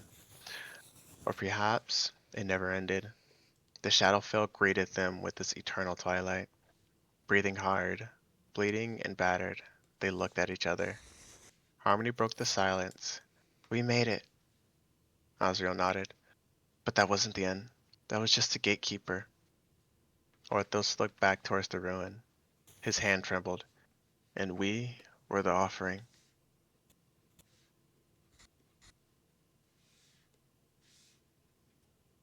Whisper of Ashes.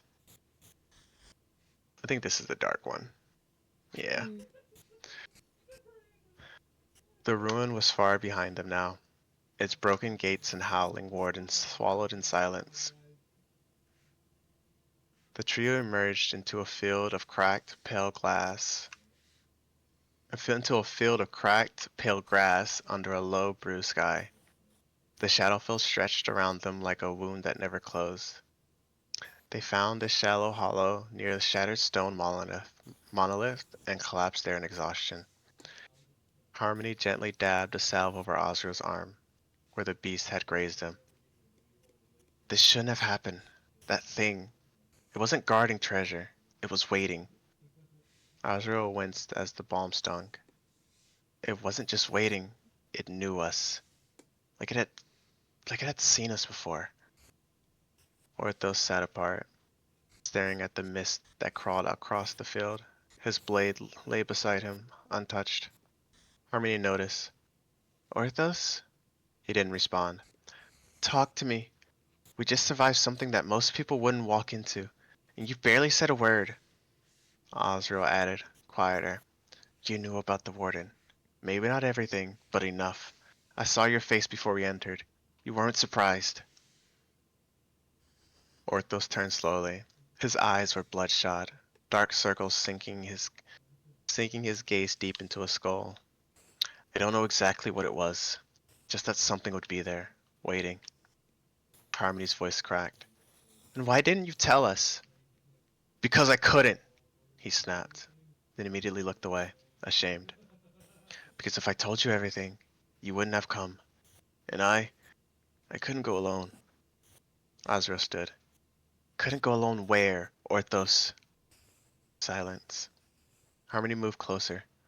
Please, whatever's haunting you, whatever this is, we can carry it. Together. Just let us in. Orthos looked at her. For a second, his face softened, but then he twitched. His pupils dilated. A cold wind whispered through the field, but not to Osriel or Harmony. Only Orthos heard it. It's time, little flame. His breath caught. Remember, I gave you a choice. His hand trembled. Return to me when all is finished, for my pet has arrived. A low growl rolled across the field. Osriel froze. Harmony stood, clutching her staff. What was that? The mist parted and something shimmered into view, shifting between presence and absence. A displacer beast, but larger than most, gaunt and radiant with a sickly green glow. Eyes like moons cracked open, flesh seamed with necrotic stitching. Its 6 limbs moved with predatory grace, and its tendrils flickered like ink in water. Azrael's blood ran cold. Then, a whisper, not aloud, but inside his mind. A different voice, a voice of feathers and frost. He has chosen, and you must endure, and remember. Azrael stepped back. No. Harmony's eyes widened. Oz? Azrael looked at Orthos, who stood now, unmoving, eyes wide, lips parted in dread. You summoned that thing, Azrael whispered. I didn't, Orthos choked. I swear, I didn't. He did. Harmony turned to him. What are you talking about? Who? The beast charged. The displacer beast struck fast, limbs flickering, tendrils slicing towards Harmony. Azrael dove and shoved her aside. Taking a glancing blow to the ribs, he hit the dirt, coughing. Harmony rolled to her feet and pointed her staff. He fucked up. Back! Radiant flare! Oh shit. A beast of a blast of searing light erupted, but it passed through the beast's illusion. It had already moved. Orthos stood still, sword in hand, staring. Azrael shouted, Don't just stand there! Help us! But Orthos's hand shook. I don't want this. I told him no. The beast struck again, this time towards Azrael. He raised the ward just in time, divine magic crackling. Orthos! Azrael's voice broke the fog. Azrael raised his blade, face torn with conflict, and joined the fray. But his swings were slower, his aim hesitant. Azrael darted behind the beast and drove his dagger between 2 ribs. Black ichor sprayed. He called to Harmony. Try dispelling the illusion. Break its veil. She nodded and raised both hands. Goddess of grief, rend the lie. A wave of psychic force pulsed outward. The displacer's form flickered and solidified. Now! She screamed. Ortho stepped forward, stopped. He looked down. The beast's gaze turned on him, as if waiting. Azrael shouted, Orthos, strike! I can't, he whispered. He said, just watch. Azrael stared, breath stolen. You've already made your choice. Orthos didn't respond, but the tear in his eye glistened in the eldritch light. The displacer beast charged beyond Orthos towards Azrael. Mist whirled around like smoke, and its shadow stretched wider than its form. The exit loomed behind it, like a cold promise, glowing faintly in the gloom of the Shadowfell. Azrael stood his ground, bloodied, ward flickering. Orthos stood frozen, just steps away, sword gripped tight but unmoving. The beast coiled, and then it sprang. Limbs outstretched, mouth open, a blur of fangs, and fury headed straight for Azrael. Oz! Harmony's voice rang out. In a flash, she was between them. Her body crashed into the beast's paths, arms spread wide, staff flung aside. Its fangs sank into her shoulder with a sickening crunch, lifting her from the ground. Harmony! Azrael screamed, stumbling forward. Blood dripped from her mouth, but her hands found the beast's head, grip, gripping either side. Her eyes met Asriel's. Time stopped. The mist hushed. The ruin behind them seemed to vanish. It was only two of them, and the echo of everything unspoken. She smiled through the pain. I told you to remember. Asriel's breath caught. No, please, no, don't. She pressed her forehead against the beast's skull. A pulse of brilliant light erupted from her palms, white, pure, tinged at the edges with violent shadow. The beast shrieked, not in triumph, but in fear. Its form rippled, unstable. And Harmony, still smiling, looked one final time at the man she had protected since they were children. You carry us both now, she whispered. Tell him I never stopped believing. Osriel reached forward, but she exploded. The light consumed everything, the beast, Harmony, the sky above. A wave of radiant force knocked both Osriel and Orthos back. Grass blackened, stone cracked, magic and memory ruptured in the same breath. When the light faded, there was nothing left. Not the beast, not of Harmony, only silence. Independent Osriel war burned hot against his chest. He fell to his knees, staring at the place where she stood. The shadow of her last breath still lingered in the air. Moments later, Osriel trembled, mouth open in a soundless scream. His hands were bloody where he'd scraped against the stone trying to reach her. The pennant glowed faintly, white fading to ash.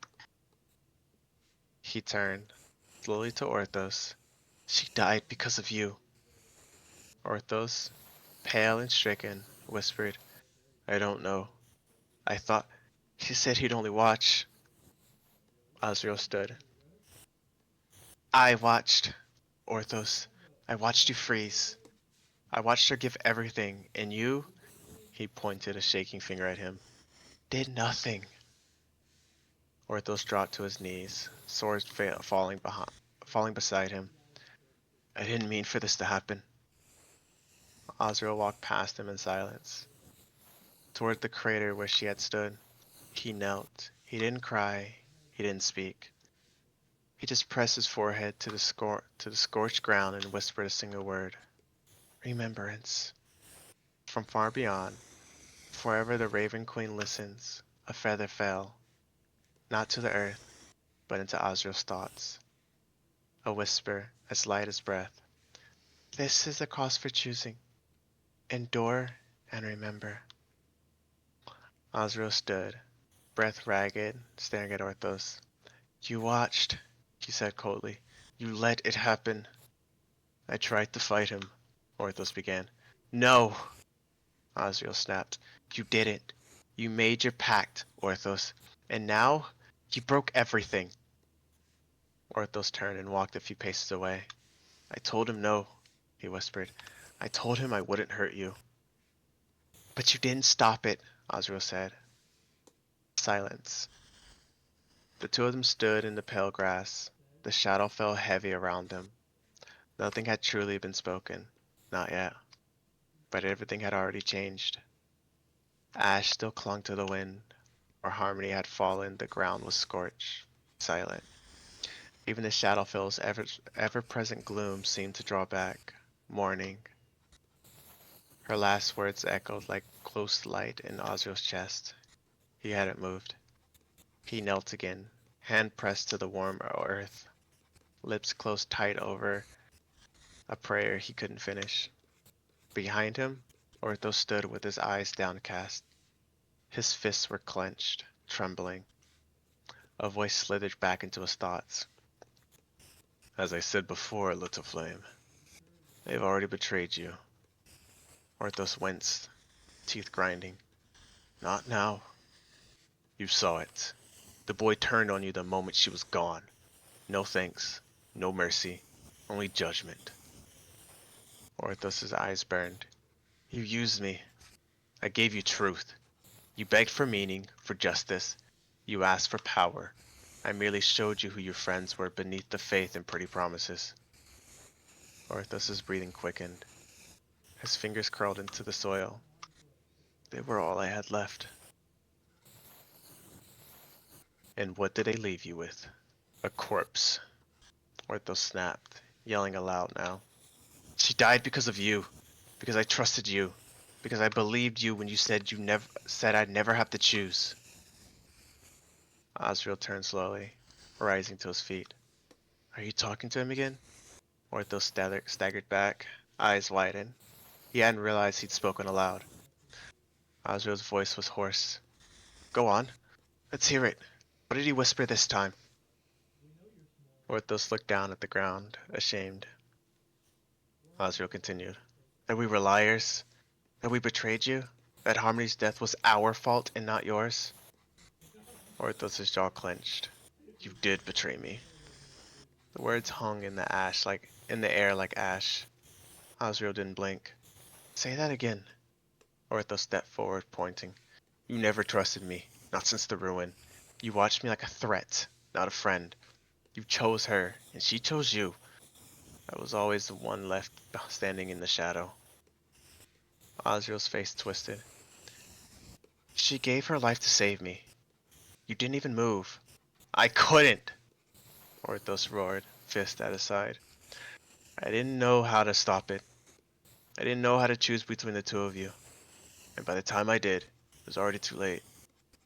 Osriel walked towards him, slow and deliberate, his voice lowered. She stood in front of a monster.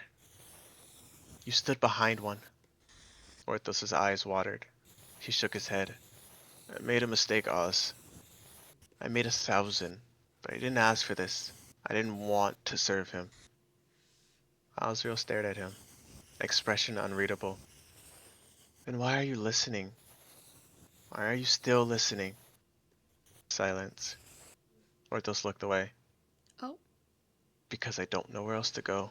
the music paused. I guess No. I think it went through the whole thing. Hold on, I'll just restart it. Yeah. Okay. Orthos looked away. Because I don't know where else to go. He turned his back on Osriel, wiping his eyes. You were right about one thing, he said quietly. She believed in something better. I used to, but I buried that faith a long time ago. He started walking, back towards the distant black spires of the church, still visible far across the valley. Osriel took a single step after him. You're going back? Orthos didn't stop. He paused and looked over his shoulder one last time. I'm sorry, Osriel, for everything. But I can't walk your road anymore. Osriel's hand curled at his sides. Orthos gave him one last haunting smile. She loved you, you know. Then he turned and walked into the fog, alone. The wind howled gently. Osriel stood where he was, eyes fixed on a trail of footsteps disappearing into the mist. He didn't call out. He didn't follow. He just stood. One friend buried in flame, the other lost in shadow. He was the only one left to remember. Next part.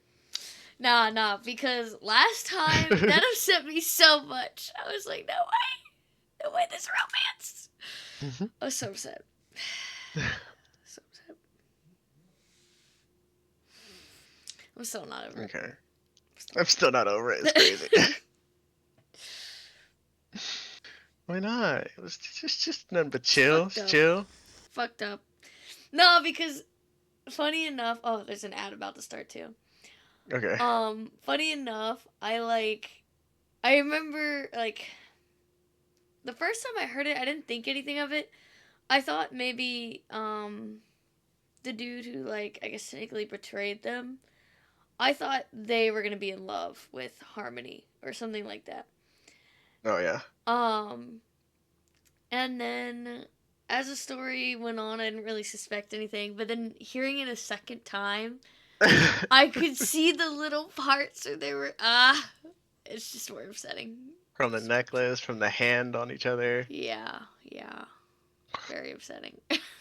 Thank you for that. You're Really welcome. needed that. Really needed that. Yeah. Yeah. I still get kind of confused with the names. I think it's because, Azrael and Orthos. They're not. They're different, but they sound the same. yeah. And same thing with, what is the god's name? Orcus. Orcus. Yeah. Yeah, that was fucking me up too. Thank you for the trauma. Exactly. Don't worry, there's more trauma to come. I Exactly. promise. Also, while the ad people are getting snatched, I think that's kind of wild that you're gonna give everyone a Viagra ad, specifically.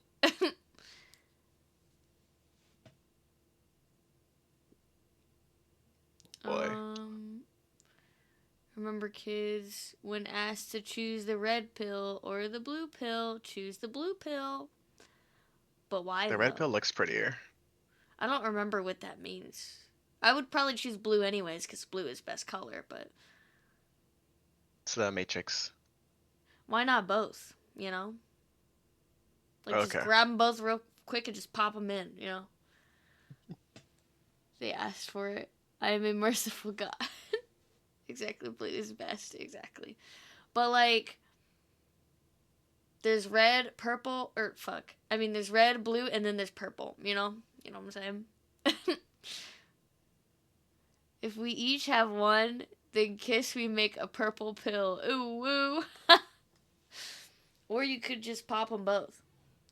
No need for a kiss from anyone. You just pop them both. Mm, What is the hand gonna do? Clench and then not give you your hand back? Like, no, I don't. I don't think if you have a fast enough reaction time, you can just take both. That's all I'm saying. I want a corn dog. Damn, you got me. A corn dog? We actually just got corn dogs. I am coming to take the corn dogs. Okay, you can have a corn dog, I guess. Let's go. Also, There's how like long for a the ad? whole box. It is 53 seconds. So, Okay. it's a little bit longer. I'm starting on the background. I'm thinking of a curtain, right? Because bunny outfit. And then I think I'm just going to put like a dark scenery in the back. I'm I going to mean, where play her around with like waistline is or purples. her bust is, you can put like people. It's like she's going on People. stage to perform. Oh, yeah, you're right. I don't think I have the mental capacity for that. I'm going to be You can honest. draw like blurred, like draw it blurred, like it's in a far distance. Yeah. Did you not like think like camera how it's focused on her, and the rest is like blurred background. So you honestly can just add like dots of like blurred lights and stuff like that. Mm, You know what I mean? And she paints it all maybe. black anyway. Maybe. We'll see. We'll see. I've never done anything like that. I'm not sure how I would start it. I would definitely need a reference for it. I could pull one up, but I mean, I'm just trying to do a simple background.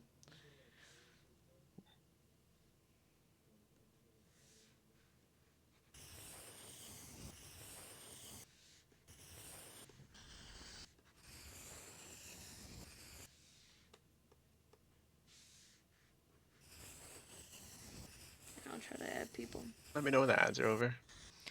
I believe the ads are over. Oh, they are. Yeah. Okay. This one. Sangora's Mercy. Time lost meaning in the Shadowfell. Actually, wait, hold on. Be right back. Give me a second. Okay. Wife drawing other wife. Gasp. Wifeception.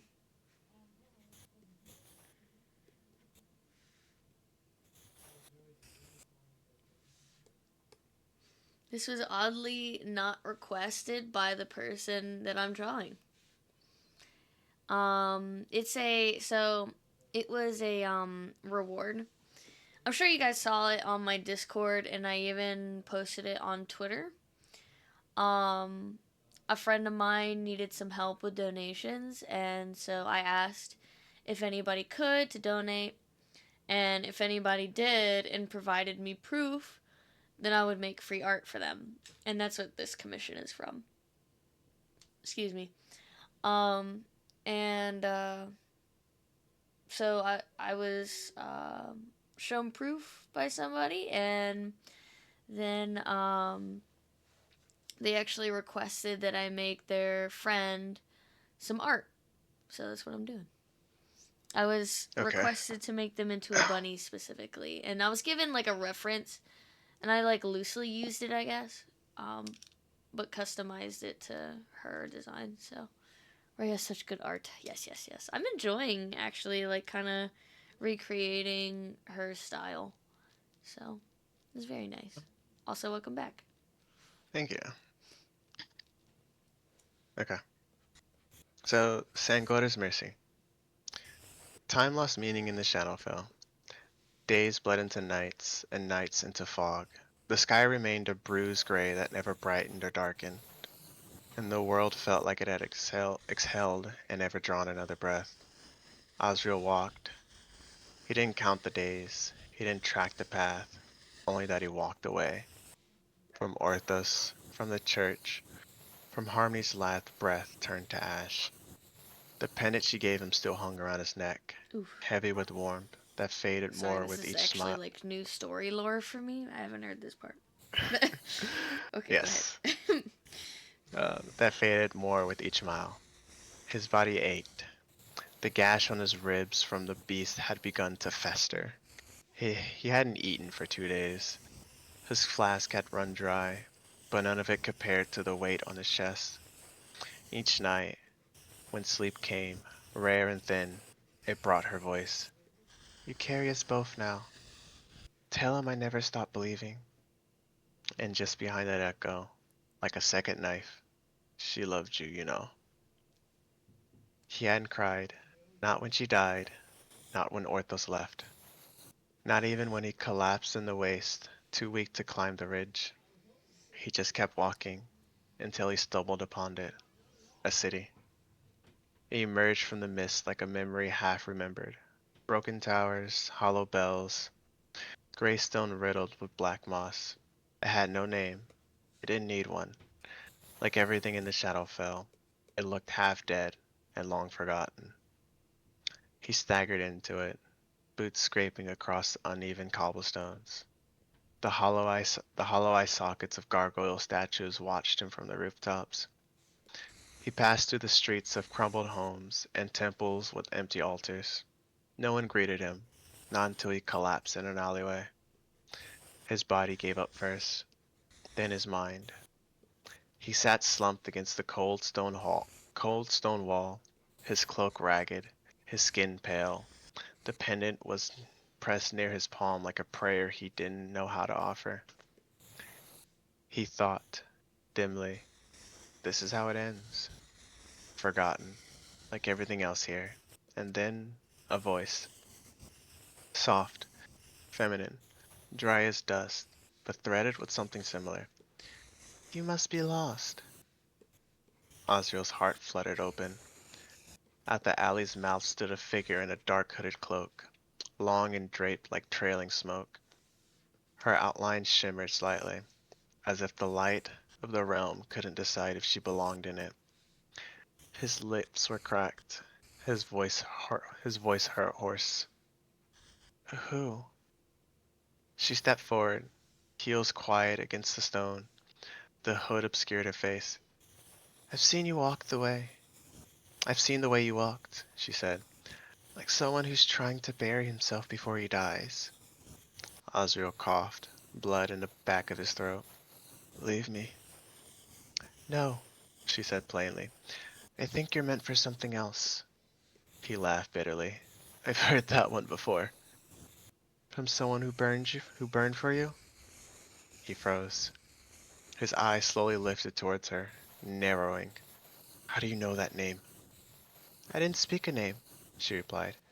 You just did. Silence.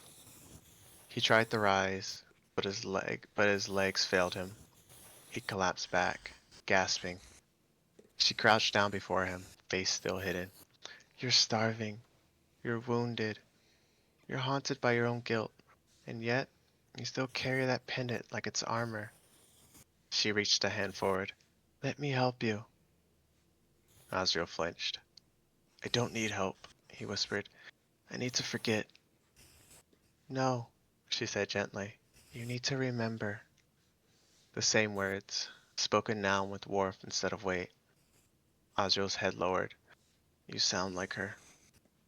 I'm not her, the woman said, but I've served the same mistress. His eyes widened. The Raven Queen? She didn't answer. Instead, she opened her cloak slightly, and inside, tucked along her belt, was a raven's feather, burned at the edges with violent flame. Azriel's breath caught. The woman offered her hand again. Come, there's still more to lose, and more to find. He stared at her hand for a long moment, then slowly, trembling, he took it. The tavern looked like it had been got forgotten by time, half swallowed by the Shadowfell's creeping mist, nestled between crumbling buildings and stairways that led nowhere.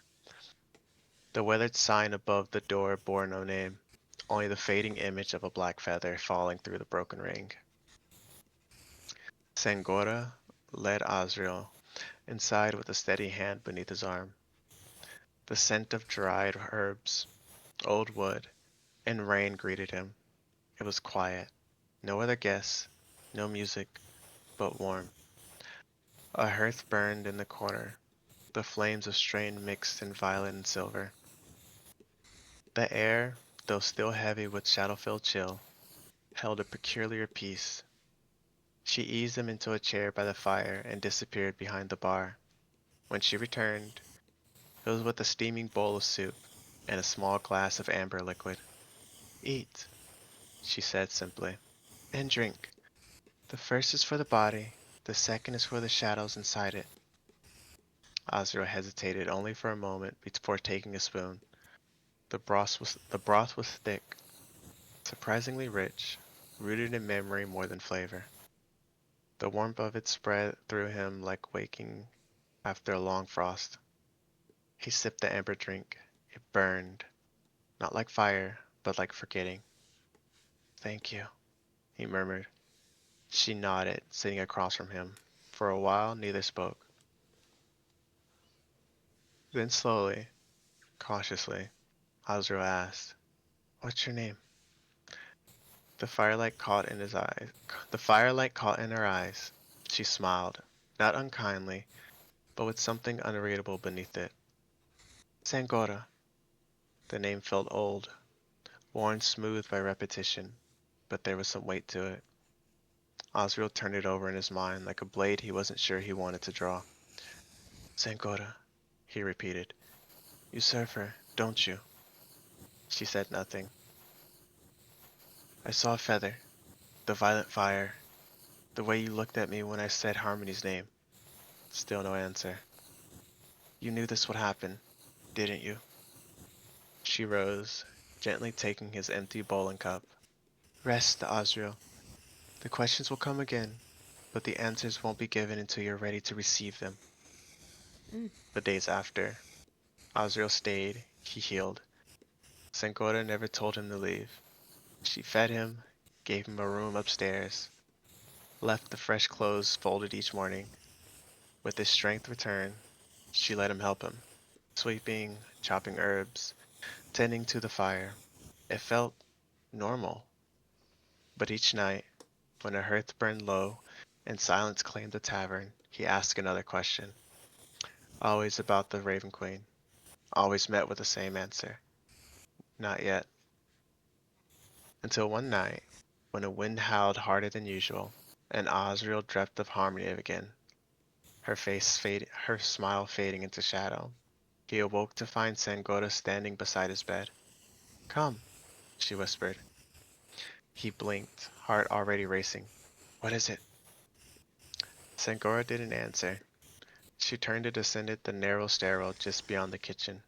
He followed. The cellar beneath the feather. The cellar was nothing like the tavern above. Here, the walls were smooth obsidian, veins of flickering violet threading through the black stone like lightning trapped in glass.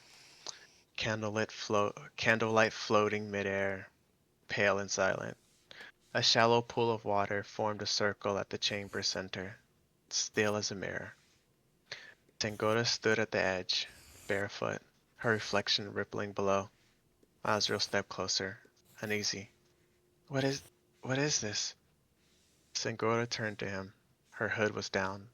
Her skin was pale, almost opaline. Her eyes gleamed with the depth he had noticed before, like someone who had seen countless lives past and remembered every one. It's time. Azrael frowned. Time for what? She took a step closer, expression softer than he had ever seen it. Your transformation. He froze. I don't understand. Sangora's smile widened slightly, and then she showed her fangs. Oh. Not monstrous, not grotesque, elegant, perfect, terrifying. Mm. Azrael staggered back. You're one of her kind, she finished. She moved around the pool, her steps so light they barely stirred the dust. A guardian, a dream eater. We walk between death and memory, feeding on the dreams of the dying and the regrets of the living. Azrael's voice was barely a whisper. Why me? Sangora stopped in front of him. Because she chose you. Because Harmony's death left a wound that can only be sealed by purpose. Because you have seen what lies on both sides, hope and despair, and refused to kneel to either. Azrael looked down at the reflection in the pool. He barely recognized himself. Thin, hollow-eyed, haunted. This will change you, she said. It will not be pleasant, but it will be true. No more dreaming, no more running. You will walk her path, and you will feed. His voice cracked. On what? She reached out and gently touched his temple. On memories, on lies, on what people try to bury. You'll become the one who remembers. Mm. He shivered. Then finally he asked, Will it hurt? Sangora's hand moved to his chest over his heart.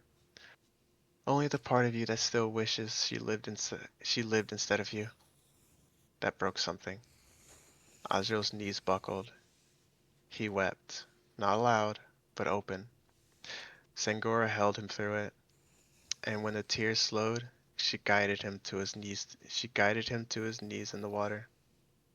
Drink, she said. He cupped his hands inside the pool. The liquid was cold, silvery, humming with unseen current. He drank. Pain bloomed in his chest like fire laced with ice. He screamed. His back arched. His breath failed. The candlelight went out. He fell. And somewhere, in a place beyond dreaming, the Raven Queen opened her eyes. After a few hours, he awoke not with a gasp, but with stillness. There was no breath, no heartbeat, no sound of his body. Azrael opened his eyes and found himself lying in the same obsidian pool, but now the water was frozen still beneath him, like glass. His reflection stared up with unfamiliar clarity, eyes tinged violet at the edges, skin paled but pulsing faintly with shadow and starlight. He could feel everything. The tavern above, the chill of the Shadowfell, the breath of soul dying 100 miles away. He sat up slowly. The pendant still hung at his neck, but it was different now, lighter, as if it no longer carried someone else's memory, but his own. Sangota stood at the edge of the pool. She said nothing, just watched him. He opened his mouth to speak, but before a word left his lips, the world shifted. Not around him, within him, a pool, a tether.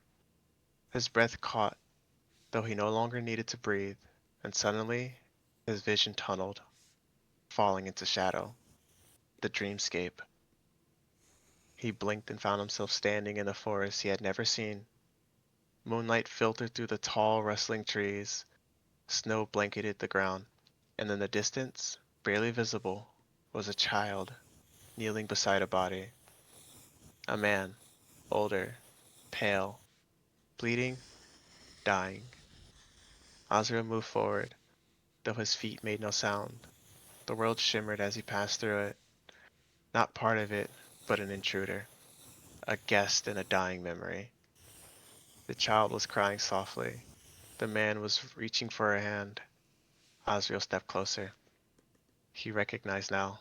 This was no forest. It was a memory of one, fragile and collapsing. And the man, he turned his head, and he saw Asriel. His lips didn't move, but Asriel heard the words in his mind. Are you death? Asriel hesitated. His voice echoed, layered with something deeper. No, he said. Not quite.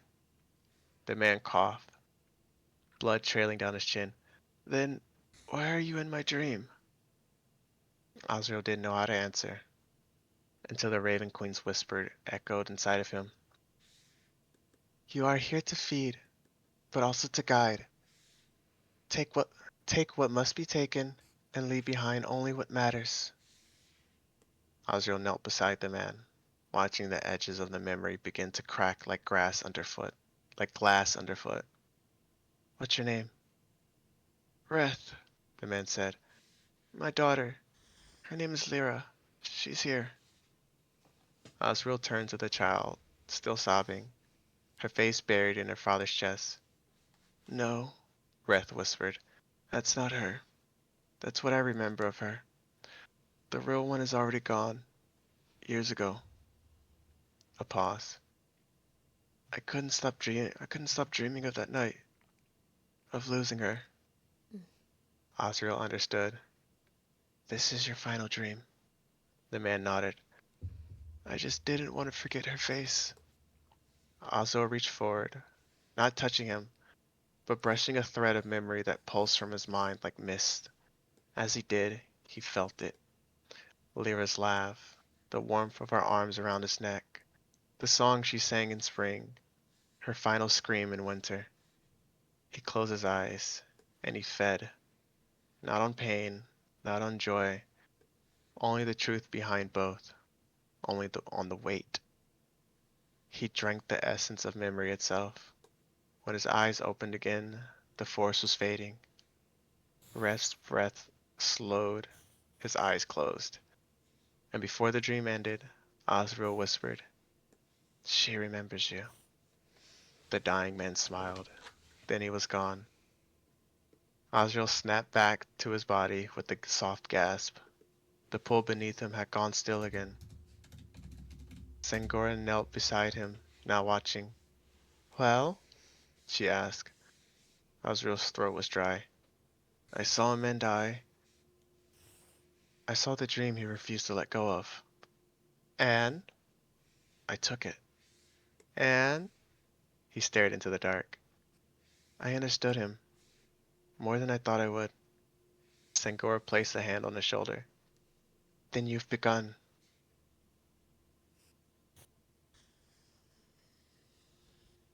Now here's something you were looking forward to. Next part. Oh. The spirit of harmony and the queen. Oh shit!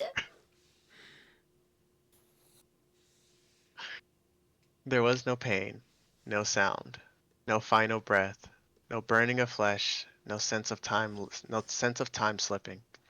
Only stillness, then a flutter. A pulse that was not a heartbeat, but something deeper, like the stirring of memory at the bottom of a forgotten dream. Harmony opened her eyes. The world around her was pale, infinite, an endless obsidian expanse, veined with soft violet light. There was no floor, no sky, only a horizon of glimmering shadows falling in slow, eternal descent. She stood, whole, unburned, and aglow with a faint shimmer, a spirit. She knew, not with a thought, but with truth. She raised her hand and saw light trail from her fingertips. Her breath, if she even breathed, was calm. Then she felt it. The presence. She turned, and the Raven Queen stood before her. And I will be right back again. Okay. Leave you to sulk on that. I. Fair enough. Almost thought I was done with the picture, but then I remembered the glasses, and I can't believe I almost forgot. I don't I don't really know what to do with the background. I'm gonna provide one with and without. So that way they have an option to choose. But I was just thinking like a curtain. I tried to add like the lights or whatever, but I don't know. It's okay. But yeah, I think I just have the glasses and then I'm pretty much done. So the hard part is like when I zoom in on the glasses, it just gets blurrier, so it doesn't help me see the detail. But I think I see like a flower here and then some petals. So I'm gonna try to do that.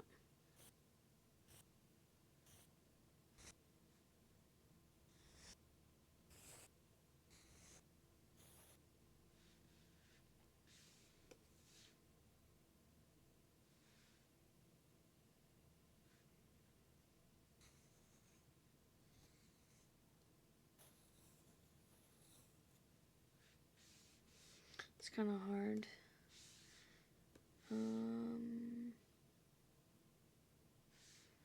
No, fuck it, we'll leave it like that. So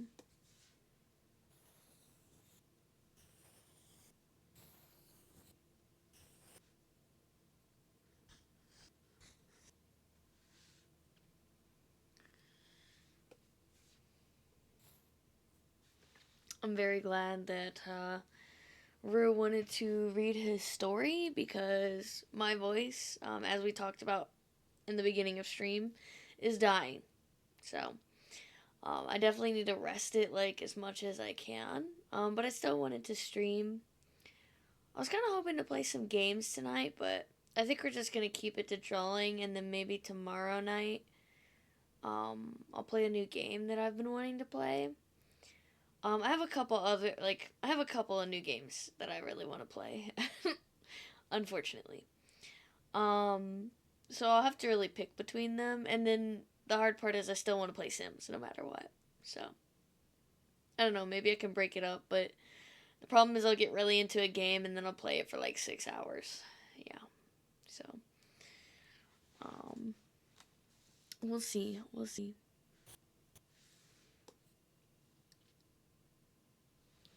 I'm looking up engagement rings right now so I can talk about it in the book. Yeah. Let's go.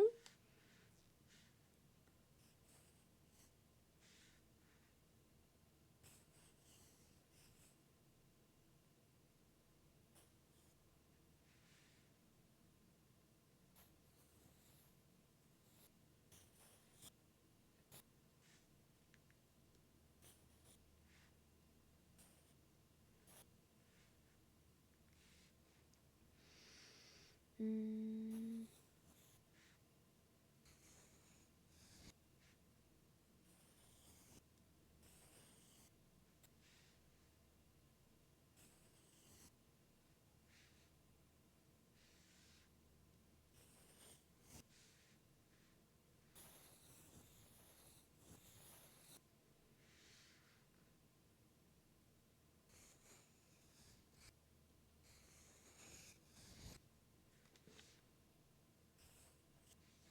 Still got this creepy music going on.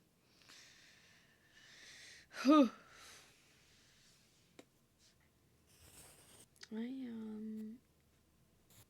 Actually, I think I want this to be wider. These glasses are definitely not going to be perfect, but we're going to do our best.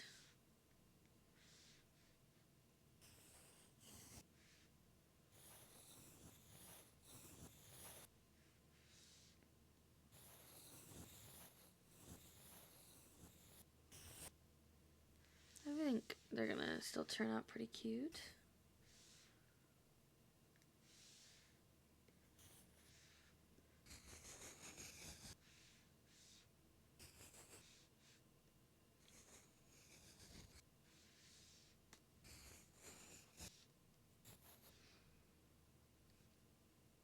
Oh, perfect. We have an ad coming up soon, too. Easy peasy.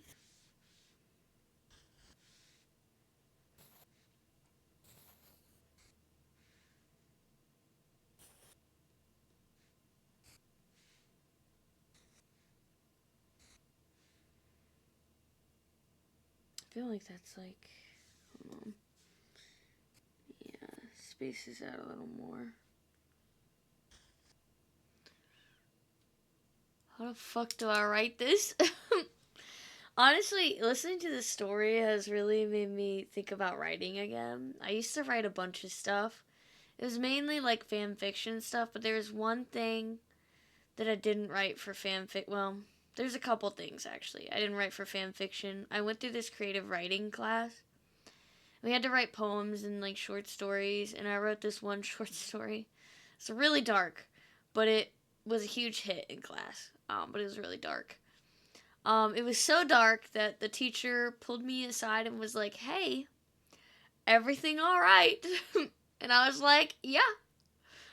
Um, but to be honest, it was kind of like a waving red flag.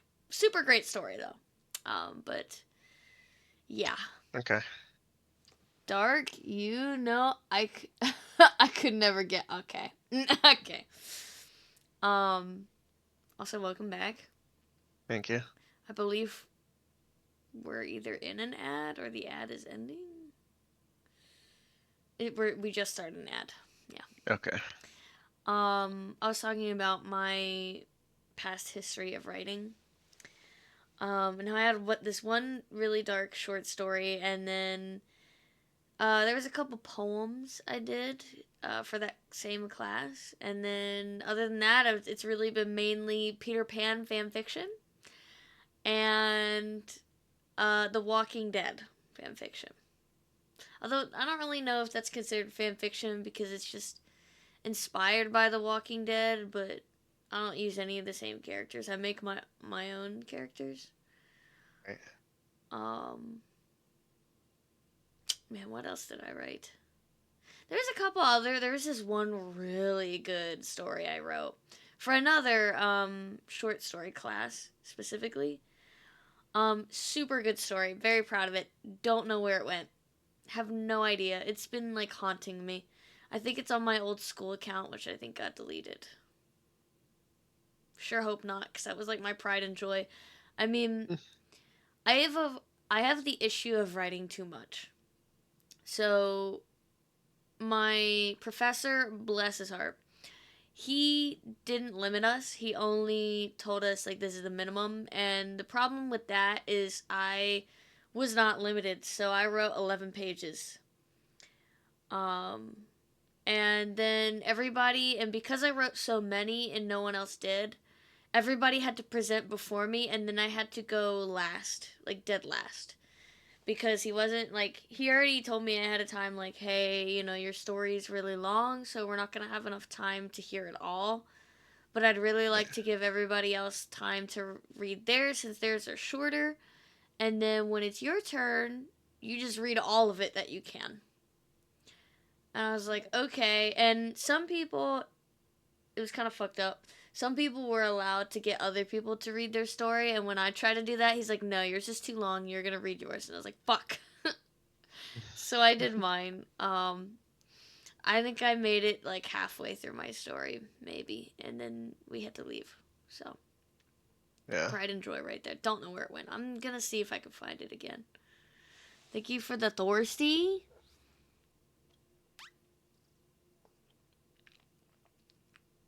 Okay, they're back from the ads now. Okay, I can continue. Mhm. Cool.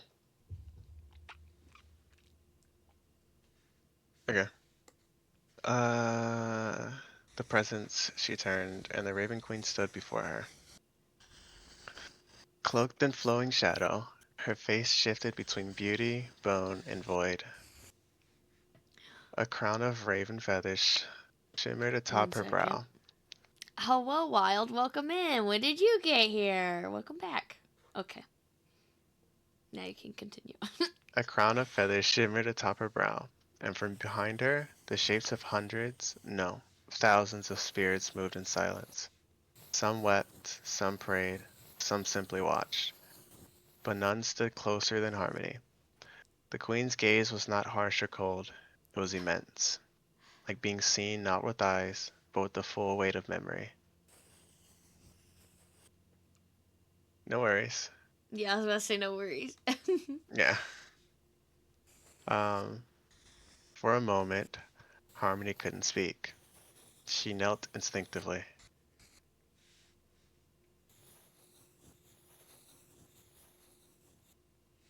No worries. Have a good night. Oh, I'm heading to bed. Have a wonderful night, everyone. Thank you for reading while Pendle was muted. Muted? What do you mean, Tenor? What do you mean? Oh my god. Tenor's gonna make me crash out.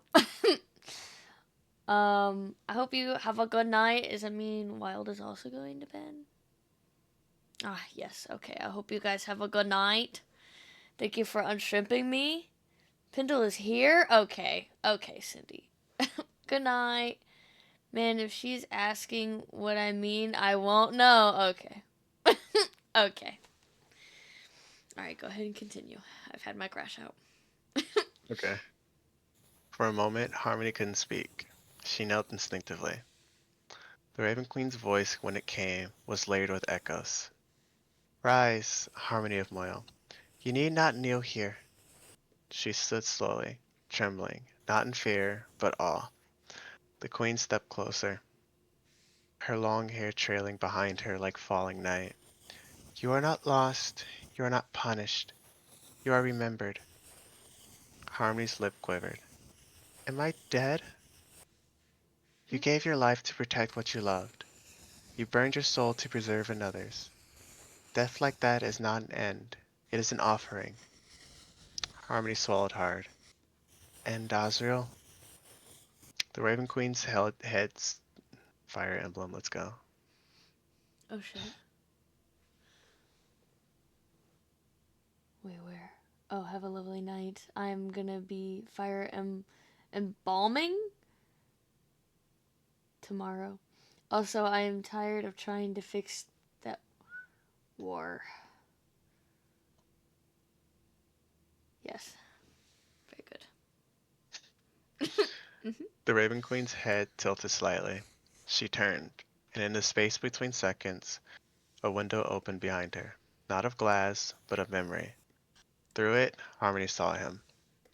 Azrael in an underground pool, his hands trembling, Sangora guiding him, the transformation beginning.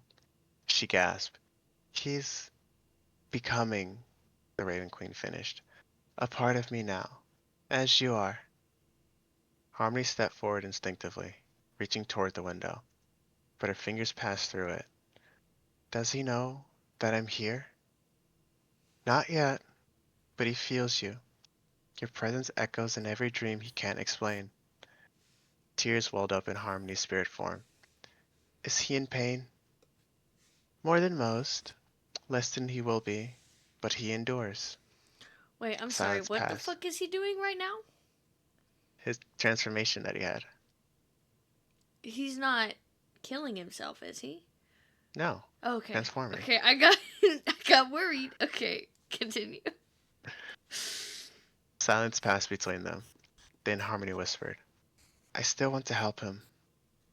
The Raven Queen studied her. You do not ask to rest. You do not beg for rebirth. You ask to remain. Why?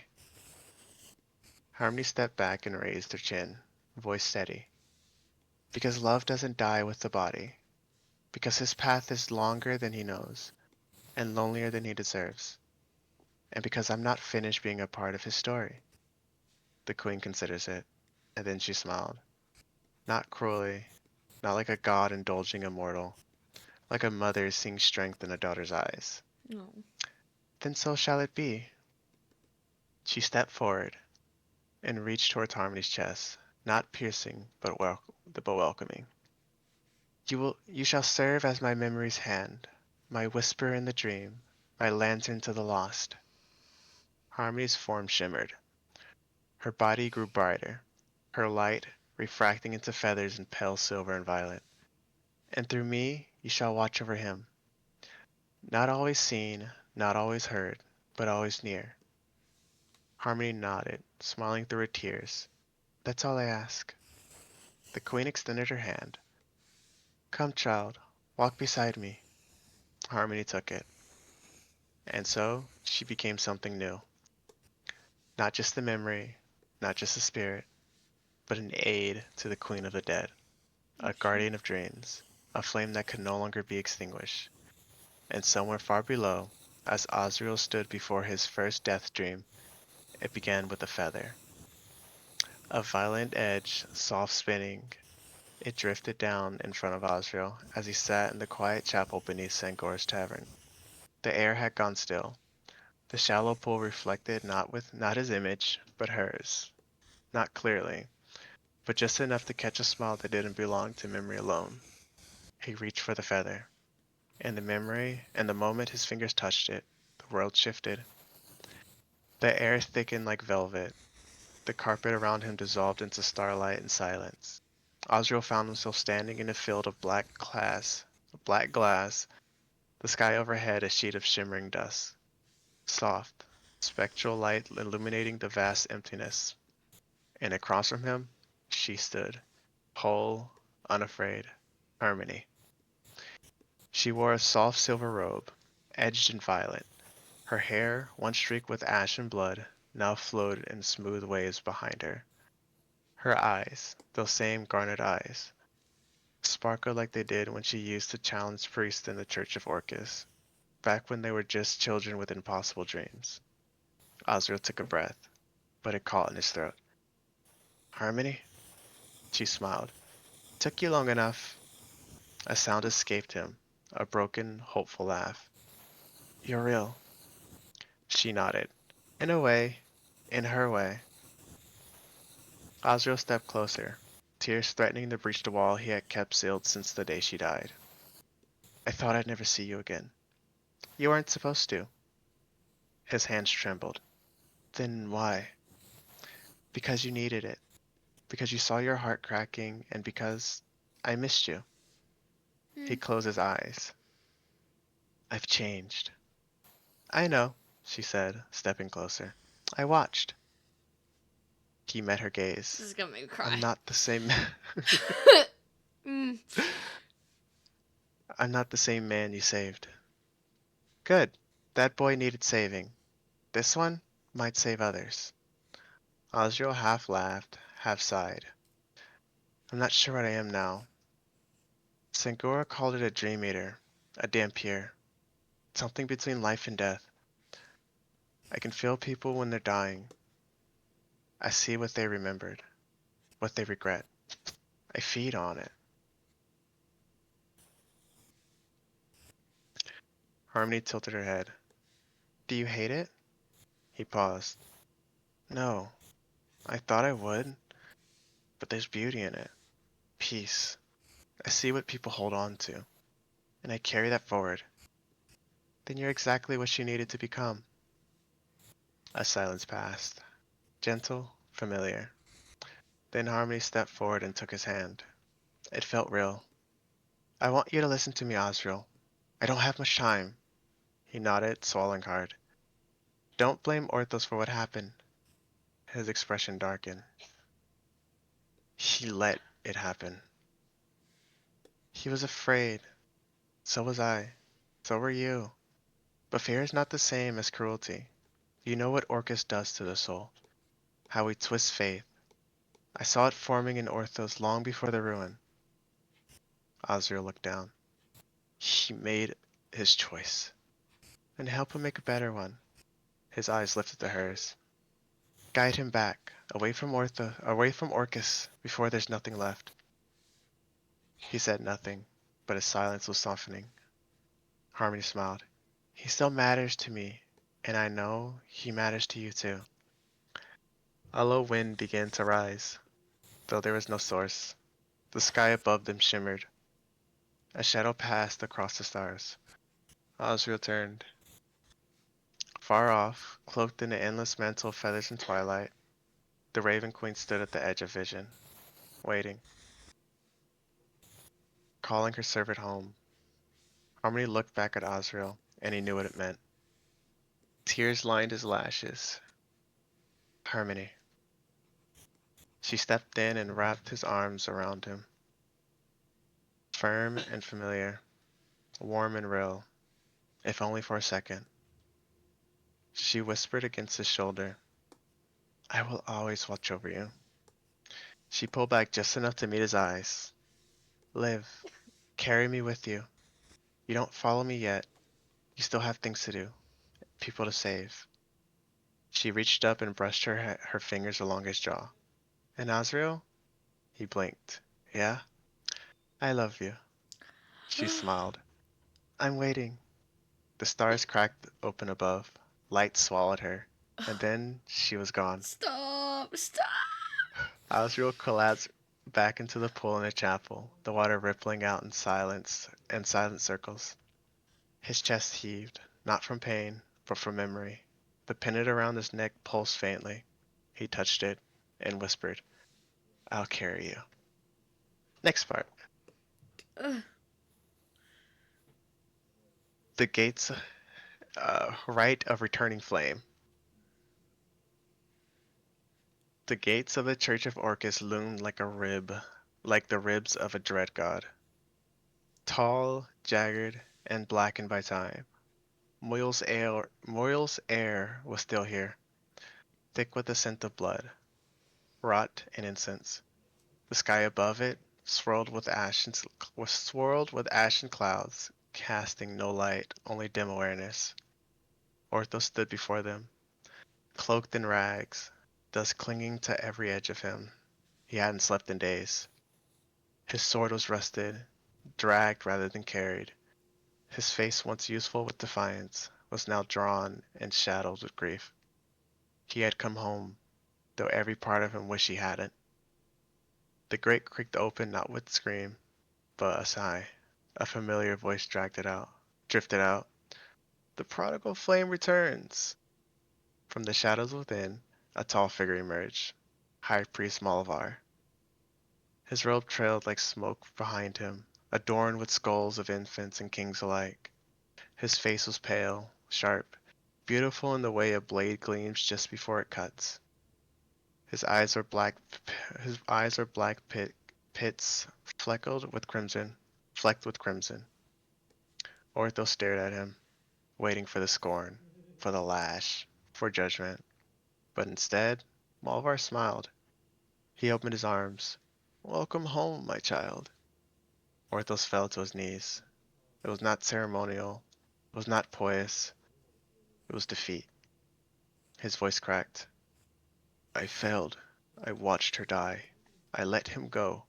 I wandered, and I hoped there was something else, but there's not. There's only this. You were right.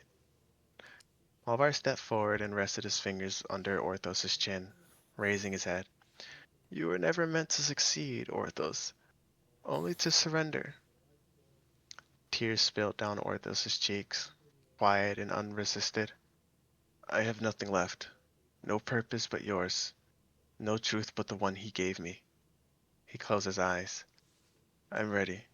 Let me fulfill the prophecy. Let me be what he needs. And then, a whisper, cold and heavy. I told you, little flame. Orthos's eyes fluttered open as a voice slid into his mind. You would come back to me now. You would come back to me. Now, live up to my expectations. He shivered as something passed through his spine, an invisible hook, tethering soul to shadow. He exhaled a breath that no longer felt like his. Malvar helped him to his feet. There is no shame in returning to the tomb. Only those who lie in it forever are forgotten. You, my boy, you were prophesized. Orthos followed him, step by step, deeper into the cathedral, through halls he once scrubbed with bloody cloths, past murals of Orcus devouring stars, down into the chapel of the right. The room was circular, the floor a mosaic of bone dust and dried blood. 7 robed priests stood in a circle, arms raised. A black altar waited at the center, its surface wet, though nothing had been placed upon it yet. Malvar, jest- Malvar gestured. Remove your weapons, your memories. Lay them bare. Only then may you be reforged. Orthos dropped his sword, and with it the last symbol of his old life. He stepped forward and knelt at the altar. The chanting began, low, guttural, filled with names no mortal throat should speak. and as they rose in volume, so too did the presence of Orcus himself, pressing against Orthos' soul like hot oil seeping through stone. No more doubt, no more failure. You are mine. Darkness poured from the altar and surged into Orthos' chest. He screamed, not in pain, but in overwhelming clarity. Every moment twisted. Harmony's face burned away. Osriel's voice drowned beneath rot. Only purpose remained. Malvar stood over him. Do you feel it now? Orthos's eyes, glowing with necrotic fire, nodded once. I am flame. And to whom do you burn? I burn for Orcus. Mm, And what will you do? I will break the Raven Queen's chosen. mm. And your friends? Orthos's voice dropped, hollow and sure. They are already dead. God damn it. When the rite ended, Orthos stood, no longer ragged, no longer lost. His robes were black and crimson, his eyes glowed faintly, and on his back, a skeletal brand pulsed with infernal light. Oh, good. The church did not cheer, it welcomed. Mm. It accepted what was always meant to be. And far away, beneath the quiet tavern, a feather turned to ash in Osriel's hand. Years had passed. The boy named Orthos no longer existed. He had become something else entirely. He stood now on the jagged parapets of the obsidian spire. Orcus's cathedral fortress deep within the marrow of the Shadowfell. The sky here had the sky here was a permanent eclipse, casting the land in a perpetual blood-colored dusk. Rivers of bile ran beneath the stone bridges. Undead titans wandered in chains across the fields of bone. And at the center of it all, Orthos stood still, his eyes glowing faint green, his armor inscribed with runes pulsing with necrotic fury. Behind him, Malvar watched silently, his skeletal face half concealed in the dark folds of his ceremonial robe. You feel it, don't you? Malvar said softly. Voice like dead leaves, the tremor, the pull. Orthos didn't turn to him. His hand clenched around the haft of his sword, longer now, engraved with the symbol of sacrifice and betrayal. He's close. Malvar nodded. The Queen's pet, the Dream Eater. He moved against one of our strongholds in the veiled thickets. Orthos's jaw tightened. Osriel. He spoke the name with venom, but it caught on something in his throat, a crack in the armor. Barely noticeable, but there. Malvar tilted his head. You spent years preparing for this. You've trained in death magics, forgotten even by liches of Golgoth. You've spoken with Orthos himself. Why hesitate now? Orthos finally turned. His face was gaunt, sharp, colder than stone, but his eyes, beneath the green light, held a flicker of something else. Are you done drawing? Oh, yeah. But I'm listening though. No. We're just enjoying the picture while we listen. Okay. He spoke without looking at the priest. Every time I hear his name, I remember hers. Malvar was silent. Orthos clenched his fist. I remember the way she stood in front of me, the way she chose him, not me, not us. She died smiling at him. His breath came harsh. And then he abandoned me, left me to rot with prophecy. Malvar stepped forward, his voice now stern. You carry the mark of the undying flame. You're not bound by the past. You are the hand of the rotting Lord. You are the doom that walks in daylight. Orthos looked out again, toward the mist far on the horizon. I want him dead, he said. Not for Orcus, not just for prophecy. I want him dead because every night I see her face. He raised his gauntlet, and fire bloomed in his palm, black with green edges, and she never looks at me. Never, not even in dreams. Malvar bowed. then let your rage become your gift. Orcus waits not for vengeance, but for victory. Strike down the Queen's chosen, and you will become more than his champion. You will become his successor. A whisper curled through the air. Little flame, you have burned long enough. It is time to consume. Orthos closed his eyes, and the memory returned, brief and sharp. Harmony's hand on his shoulder, Mm, her laugh in the library, mm, her voice when she told him, "We choose what we become, Orthos." He opened his eyes and spoke coldly. "Then I choose to become his ruin." He turned away from the parapet and marched down the obsidian stairs, cloak trailing like smoke behind him. At his side, an army of the dead rose from their slumber, ready to march. And at the heart of it all burned a soul so twisted by loss, betrayal, and sorrow that no trace of warmth remained, except the ghost of one smile, buried beneath the hatred. mm. That just woken up is crazy. Yeah. Well, I hope you sleep well. Granted, it's almost 12 a.m. and I'm operating on like 4. Yeah, go get some sleep. Go get sleep. You deserve some sleep. We're gonna be wrapping up after we're done with this portion of the story, anyways. After a 50-hour work. Oh! Go sleep. Go rest. For real. Taco Bell's wearing you out. I know it.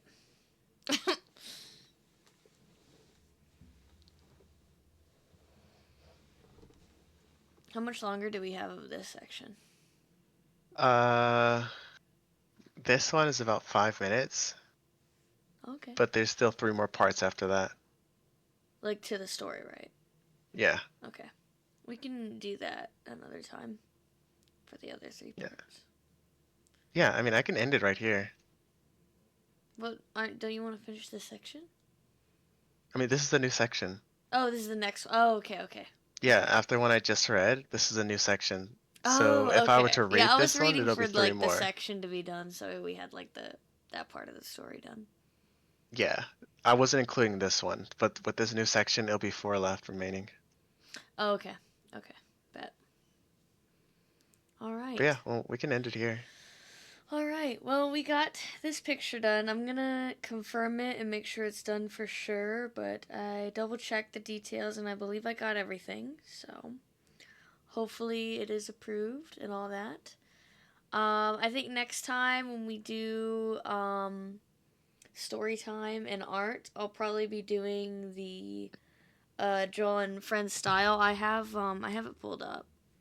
I know I clicked on it earlier by accident and then I clicked on Evie's sheet by accident. But last time I worked a little bit on Evie's portion. And I need to finish that up and then I need to do the other 3 parts. So, we'll probably do that next time.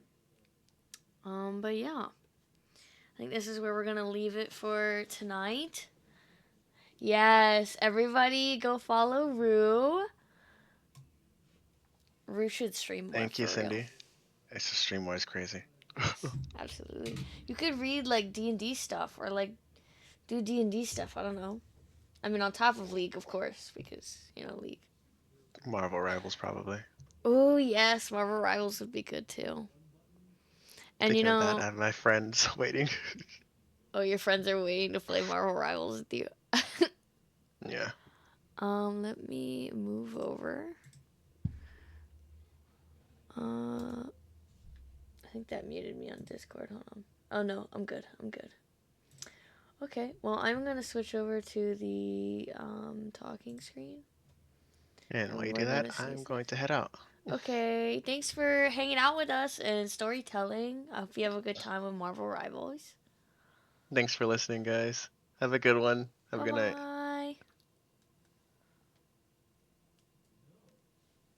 All right, let me leave the call as well. Okay, perfect. D&D does really well. Hell yeah. I do a follow before I bed. Very good, very good. Lucky my day is at 3 p.m. I can try to sleep in and actually get rest. Fuck yeah, let's go. I can't even imagine. Like, right now I'm adjusting to my work schedule. Sorry, I still fucking hear this. Hold on 1 second. I don't know if you guys could still hear it. No, you couldn't. Yeah, I've been like trying to adjust to my new work schedule for about like a month now. And I still go home and take naps. So, I couldn't even imagine. I mean, I have school right now too, so I'm doing work, school, and trying to stream, and I couldn't imagine doing even two of those things and then also like trying to go out for dates. I don't know. That's a lot. Um but yeah, because I'm probably gonna pull a 50-hour work week again for the third week. Please. Please go rest. Alright. Well, that was tonight. I'm thinking tomorrow I might play one of my new games that I was talking about. Who the fuck goes on dates could not be me. Yeah, yeah, me neither. Me neither. Um, but yeah, I think we're gonna play a game tomorrow because I definitely need like a little art break. I think. I've been doing a lot of art recently. I really wanted to get that commission done because it just felt like it had been a while. They had been waiting, so. But yeah, and I know I really want to get the like friend style thing done soon because I know you guys have been waiting on that for a while. I really need to lock in on some of these rewards from the subathon because I'm a little late. And by a little, I mean like half the year is gone already. So we're struggling out here. We're struggling. Um, yeah, I know. Last time I got them done pretty fast for the no, that one was a subathon. This one was the donathon. I got them relatively fast, kind of. I wanted to get it done before the subathon, or no, oh my god, I'm getting confused. Before the donathon, because it just felt weird having those rewards still when I'm sitting here trying to do new stuff. So I got it all done, but then now, I just want to get it done so we can just kind of relax and do our own thing and whatever. And um, there's still a couple of like individual rewards I need to do, and I already have like what they want, but I just haven't implemented it. So one day I'll just sit down and do it. But most days I'd be taking naps instead of streaming. I'm just like, nap sounds so good. This was my first day in 8 years. If that says anything, hell yeah, I am so proud. I'm glad. I mean, it sounds like it went really well, so I'm glad that it paid off. And you have your second date now, so that's really cool. I'm excited. I appreciate you sharing it. Yeah, I don't know when the last date I was on was. It's kind of it's kind of complicated because technically I've been on dates, but like I don't really know if they counted as dates because it was just complicated. So I don't really know when my last like date was. People have stories, y'all. Yeah. They're a little traumatic though. I don't know if we're ready for that. I've had a lot of different experiences. Some of them have unfortunately been very similar.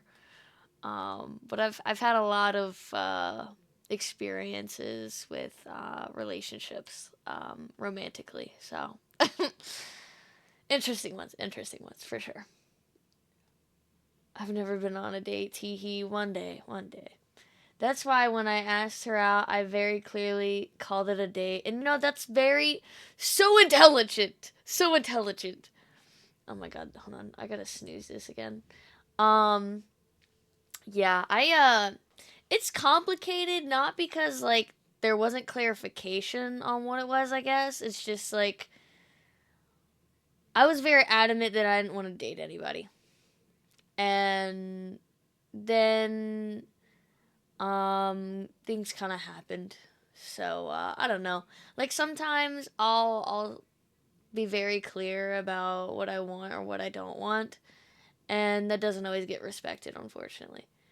And then other times, I there have been times though where I've gone on dates and I thought it was a date, but the other person didn't, or whatever. Like I've definitely had those experiences where it's the issue of it wasn't clarified, but I guess it's more complicated for me because it was more so not supposed to be a date, but I think that's what it ended up being like. So it was kind of awkward. Um, Dates like the ones you eat, yes, Parker. Yeah. Yep. Yep. Sometimes you think it's a date, but it's actually a strawberry. Anyways, that either it was complicated because the man, yeah, there was several of them in line. It was just, it was a mess. My 3 year boyfriend thinks the first time we met wasn't a date, but I thought it was a date because we went to the mall and went bowling and literally came by to my house. Interesting. Interesting. Yeah, that's what I mean. Also, welcome in, Kitty. Oh my goodness, it's been a while. I hope you're doing well. Thank you for sharing. Men are dumb sometimes. I don't know. I don't really think it's men. I think it's boys. You know? You know? I'm doing good, just chilling for the summer. Hell yeah. It's funny. My first date was the mall followed by an arcade. Yeah, I've had a couple of those dates too. Same thing. A classic taco, a classic, yeah. But she really liked arcades. Yes, my brain cell it linked. Yeah. I've had an arcade date before. Those are fun. I've had bowling too. Movies are kind of complicated because, especially for like a first date, it's not great because you don't really talk, so you don't get to know each other. But I like the movies a lot, more so later on. I don't know. I've always liked oddly enough, I've liked the movies. Okay. I really liked like going outside. I've always wanted a date where I'm like on the riverside and having a picnic. I don't think I've ever had a date like that. I think I had a picnic once, but I don't remember if it was by the river or not. I could be wrong. 2 weeks after my 3 year ex and I broke up, I got asked to go on a date to an arcade, which was fine, but then after he started calling me his girlfriend, which I did not agree to. Yeah, I hate that shit. I hate that shit. No, because sometimes they be doing that. They're like, "So you're my girlfriend," without even asking. First of all, this is like your first date. What the fuck? That's the first date. Don't even get me started. Don't even get me started. Do not get me started. Anyway, and I was like, no, exactly. Ooh, I've done that with friends here. River picnic is great. Hell yeah, absolutely. I mean, that's something. It's really great because you can do it with dates or you can do it with like friends and stuff, and I think it'd be cool either way. Doesn't even matter. It's really fun. Yeah, I'm not going to be calling her anything else. She brings it up. Respectful, respectful. You don't want to push it too, because like it's literally the first date, especially. But like second date and stuff like that. Like you want to give it time, and you know, one date does not like equal a relationship. Yeah, or does not a relationship make. Yeah, exactly, exactly, exactly. Like it takes several dates, honestly. Um, on our like second or third date, he was talking to his friends in his hometown on Discord, asking how to ask me out. Oh my god. I'm sorry, I'm skipping all my ads. Rest in peace. Um, he ended up sending me a Snapchat asking, and then I responded in Valorant chat. Jesus. Wow. The nerve of some people, for real. For real. And I've seen women do it too. I'm going to be honest. I've seen women do it as well. It's just not as frequent that I've seen anyway. So I wish I could say it's just like a men thing, but I don't really think it's a gender thing. It's just people are weird. Okay, I'm gonna look for somebody to raid. I